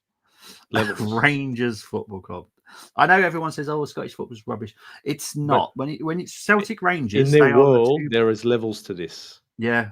I've said this, and I will state this, and I personally hope it happens one day, many years in the future. If Rangers and Celtic ever join the Premier League, and they were given the finances that we give the Premier League teams, I can guarantee you both of those teams will be top 8 every season, because the fan base is huge. And I do mean it's not just Scotland, but the people all over the world support them. Look, I've done this YouTube stuff long enough, and people have surprised me every time. When I do National League playoff finals, I remember a couple of seasons ago, Notts County against, I can't remember who they played, but I had people from South America, Scandinavia, Africa, who supported Notts County. Like, what the hell? But once I asked them, and I do ask people in the comments, you know, where did this come from? It's because their colours match whoever they support in that country, and I love that. Okay. That is amazing. That's the simple way of just loving someone in a different country, just on the colours. That's fantastic, and they actually do know about their club as well. It's not just, oh, I support Notts County, but know nothing about the club. Like, I have teams from all over Europe because I have a soft spot for a reason or whatever. And you should know something about the club. And if you do, then great. And I love the fact that I had people from South America, Scandinavia going, come on, not Scandinavia. It was just fantastic, lovely. And it's the same with Rangers. Guarantee you, every part of the corner of the world, there will be a Rangers fan and a Celtic fan. As much as I hate Celtic, because I'm a Rangers fan, there are going to be fans all over the world. They are just as big as the biggest clubs in Europe because they have pedigree, they have history. Yes, they win the titles a lot because, you know, it's only two real big clubs in Scotland anyway. But there was a time there wasn't, because Aberdeen were a big club. Yeah. Hearts have been a big club. Hibernian have been a big club. There have been other big clubs in there, but at the moment it's literally just Celtic and Rangers. But there will be a time, and Hearts are proving that, because Hearts are now owned by Tony Bloom as well, who owns Brighton. Look what he does with his clubs. Yeah. They will be back as well. So Hearts are doing a very good thing. Stop hating on Carlisle. I know I'm messing. But no. Mark Hughes, who's been called a dinosaur, now playing exciting football. I really do need to watch a Carlisle game at some point, mate, because I'm excited to see what kind of football Mark Hughes now plays, because I've never been interested in his football as a manager. Obviously, I enjoyed watching him as a player, but as a manager, I've never enjoyed watching his football. But because you keep getting me excited about it, I really do want to watch the Carlisle game now. As much Celtic going to run away with, 100%. Yes, they do. Yes, not talked about. Rangers are getting better. Obviously, got new owners now, which is great, which is good for the future. However, they do need to set the manager quickly. Celtic do have issues up the top as well. Isn't Mark Hughes like 90? He's not that old, because that means me and Steve are super old as well, because me and Steve would have been at the time of Mark Hughes watching him as a player. So he's definitely not 90. He's not 90, but yeah, cheers for that. Yeah, cheers for that, Tim. Because when I saw that, I went, oh, fuck. Dude, I was watching him kick a ball. Yeah, very good striker as well. Anyway, it was all right. He wasn't great. He was all right. Okay, he was good. Yeah, he was good. He was good. Yeah, he was good. He's fucking good. Predictions. What are we going for a prediction tonight? Well, there has to be two, right? You can't give it one. Like, I'm going to predict on my lineup, and I'm going to predict on the possible Arteta lineup. Yeah. Is that fair enough? Yeah, that makes sense. Yeah. Okay, so I'm going to throw my lineup real quick. Obviously, Raya, Timber, Mosquera, Gabriel, Calafiori, Zubimendi, Declan Rice, Ethan Wanyeri, Eze on the left, Madueke on the right, Gyökeres in the middle, 4-0. Okay, cool. And it would happen. And Eze will score. If that happened. Eze will bloody score in this game. He will fucking score. Because that right back's going to come forward thinking he's just going to have a bit of fun, and Calafiori's going to find Eze, and Eze's going to cut in and fuck up that goalkeeper. But if we decide to do the stupid thing, which is what Mikel Arteta will do because he doesn't want to play cards with me, then that means we will field a team much the same without Ethan Wanyeri, but Marino playing that role with Declan Rice in the middle of the park, and it will be a 1-0 game to Arsenal. Okay. Yeah, that makes sense. Because it will be absolutely boring and everybody will fall asleep. And I'll be up at 2:45 a.m., right, on coffee and everything, but still dozing off, right, and only waking up when Moreno loses the ball to scream and yell and wake up 3/4 of Australia.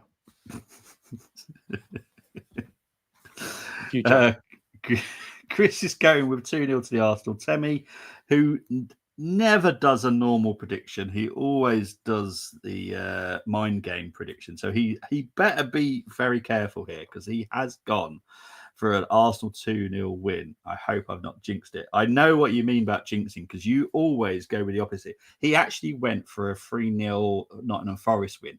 And obviously we won 3-0. So that worked perfectly. So I'm hoping you are not jinxing us tonight because, yeah, I'm kind of also hoping not for a 7-0 Arsenal win. And No, it's going to be 4 if we get my lineup. Well, I'll be happy with that. I'm going to go with, because I think Arteta will play Arteta tactics with starting 11. I'm going to go with a 2-1 Arsenal win. I think we'll get him. Oh, Brenny's literally gone for 2-1 Arsenal as well. There you go. I think this is obviously not doing what Steve's done, where I pick the lineup.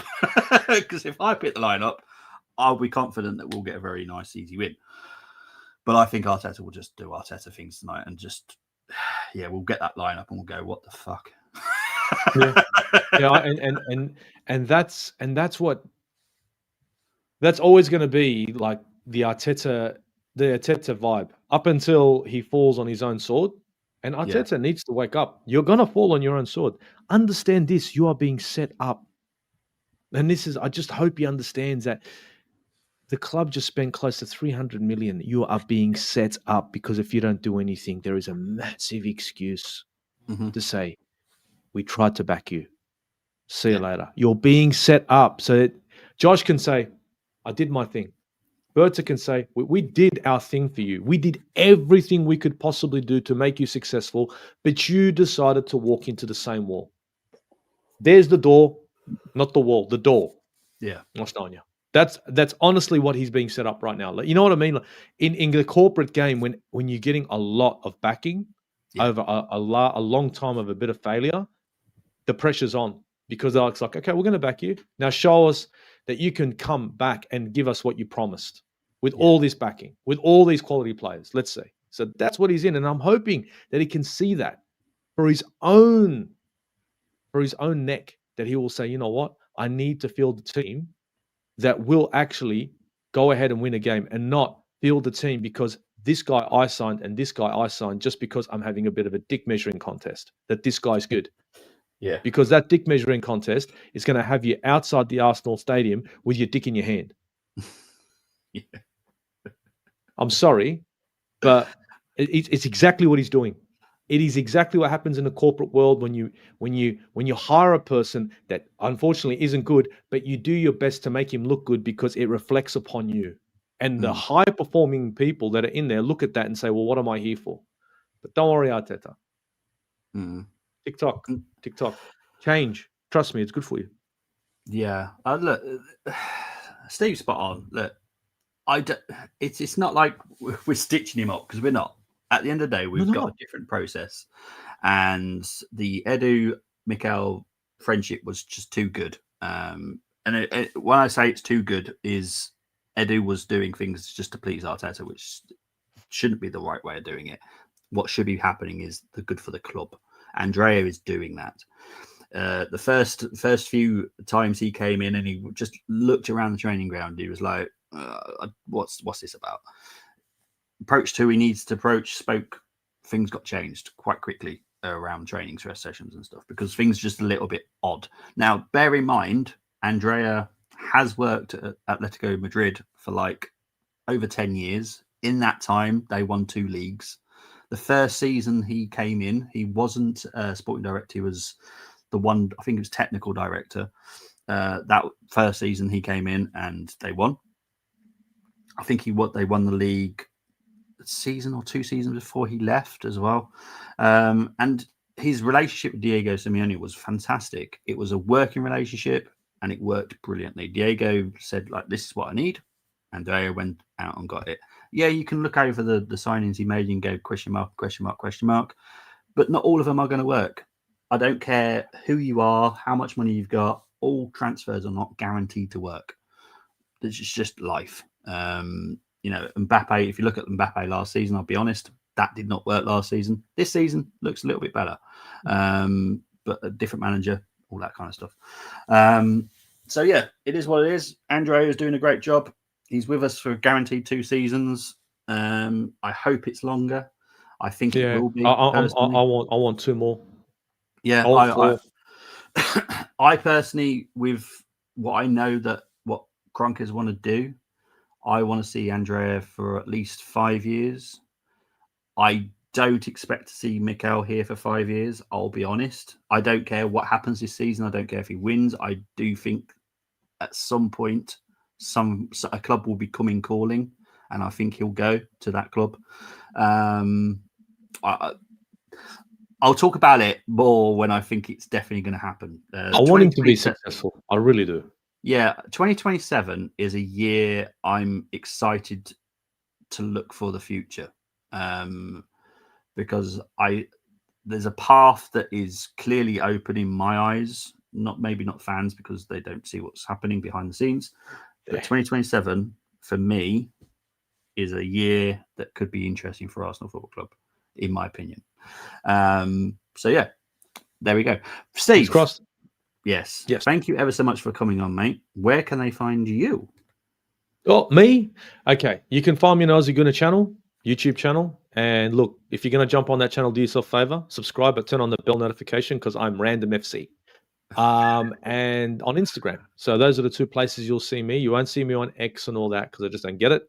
But yeah, my channel does turn on, and when it turns on, sometimes it's on for, here, there. And yeah, so yeah, check me out on the Aussie Gunner channel and on Instagram. Cheers. Big up the chat. Appreciate it. Yes, thank you ever so much. Big up to the 300 people currently watching. It is 11:30 on a Tuesday morning, so I'm quite surprised by the numbers, but thank you ever so much for all tuning in.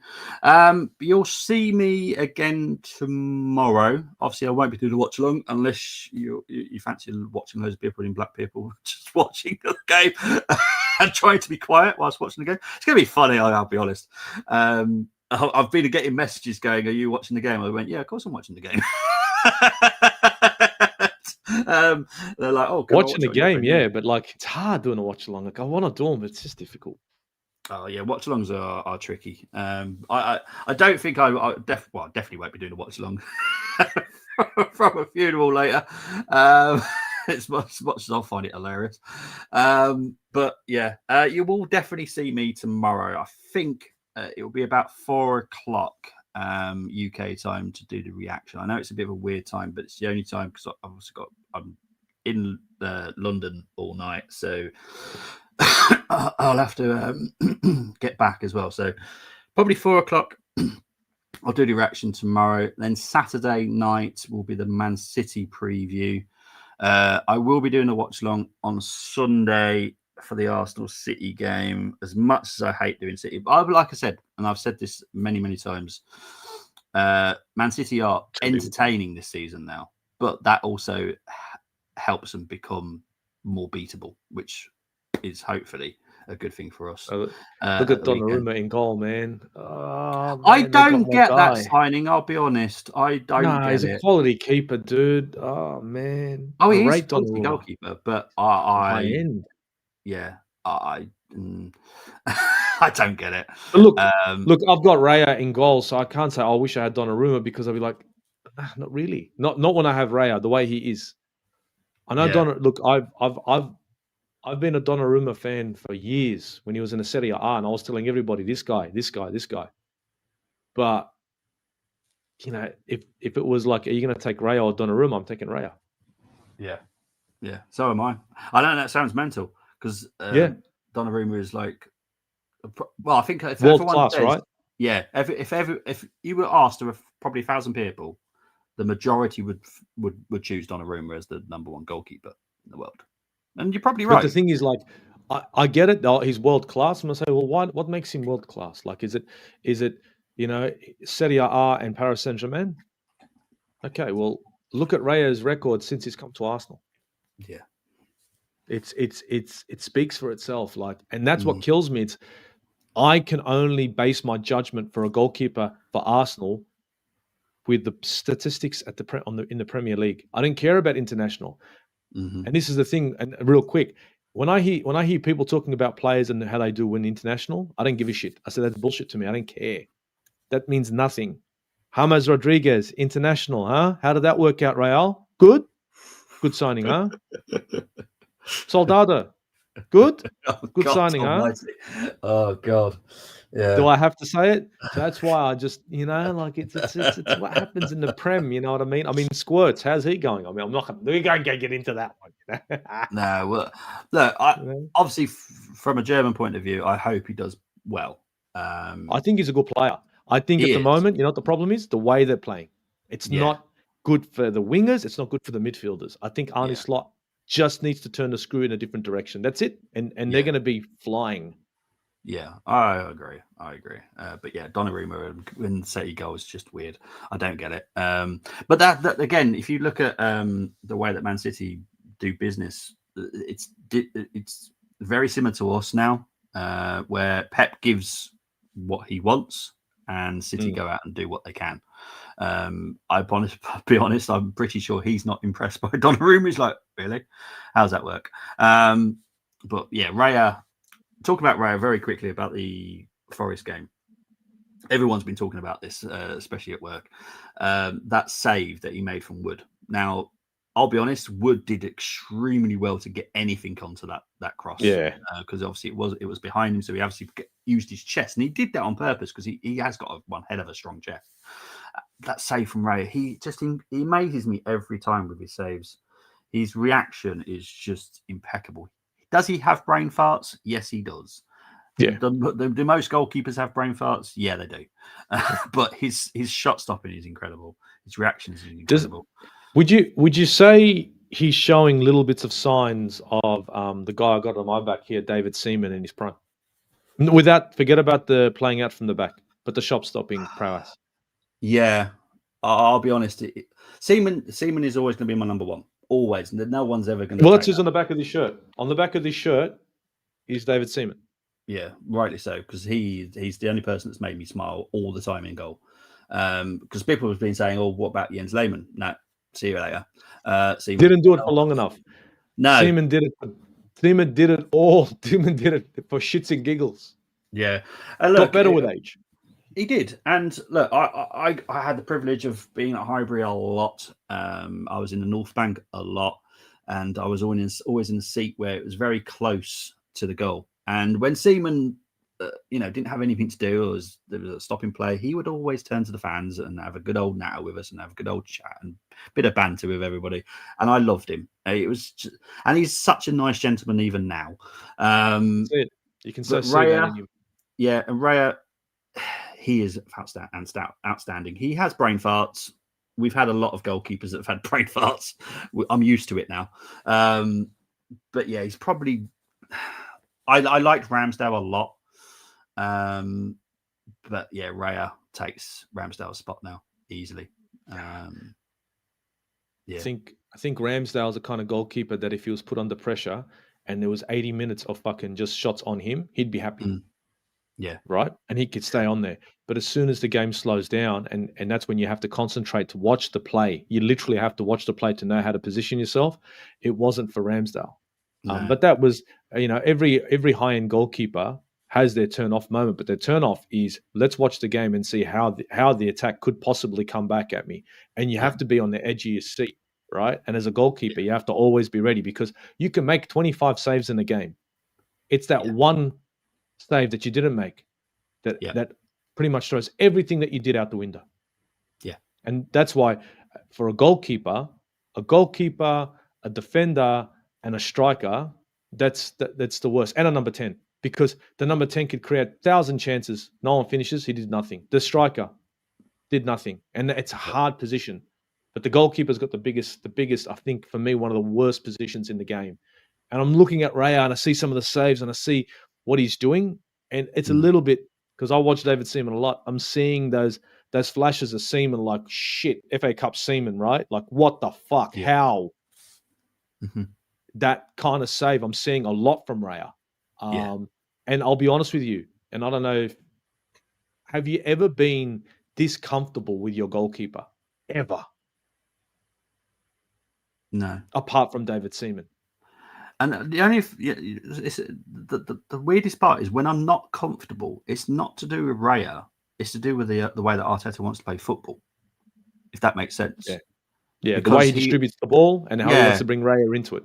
Yeah, and that's the bit I don't like. But that's not his fault again. That's not Raya. That's not Raya deciding that. This throwing it, rolling it to Gabriel, it just frustrates the hell out of me because it's putting pressure on us straight away, which is just fine, bemusing, but it is what it is. Thank you very much, Canners. Appreciate it. I am free for brilliant stuff. Thank you, my PB. I will definitely send you the link on Sunday.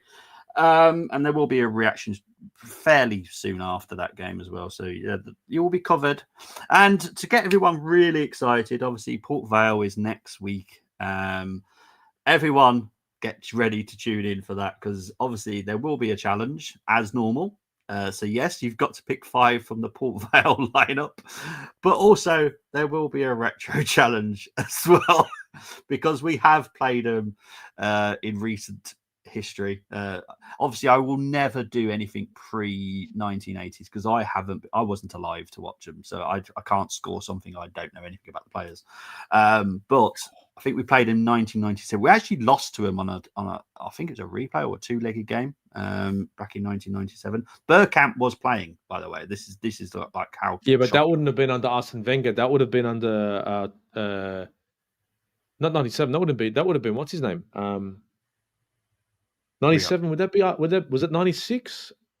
I think. Was it?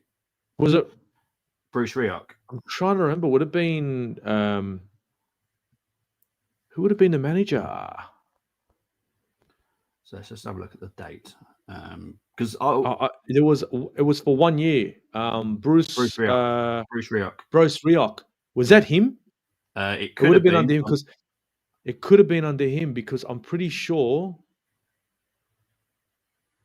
could have been under Rioch. Could have been because remember Rioch's the guy who that's when it was under Rioch that we got done as Bergkamp. Yeah, it was under his tenure. Well, it wasn't Arsene Wenger. No, it was. Oh, it was. So the game that we'll be doing, so everyone can revise now. 14th of January 1998 is when we played Port Vale. Oh, then it would have been. Then it would have been Arsene. FA Cup game.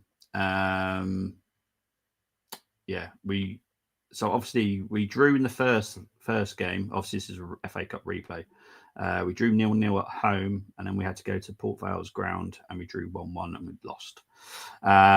So yeah, everyone can start doing their research because it is going to be a funny one. Because this is where it's really tested people's knowledge. Good day to Michael. Hope you're doing well, Michael. But guys, we're now out of it. See you later. Enjoy the game tonight. Steve, try and get some sleep, mate, at some point. Yeah, it's not going to happen. There's no fucking point, mate. No. Fuck it. I'll just stay up, watch a game, and go to sleep at 8 o'clock in the morning. Right, guys. Take it easy. See you tomorrow. Bye-bye. Uru, guys. Uru.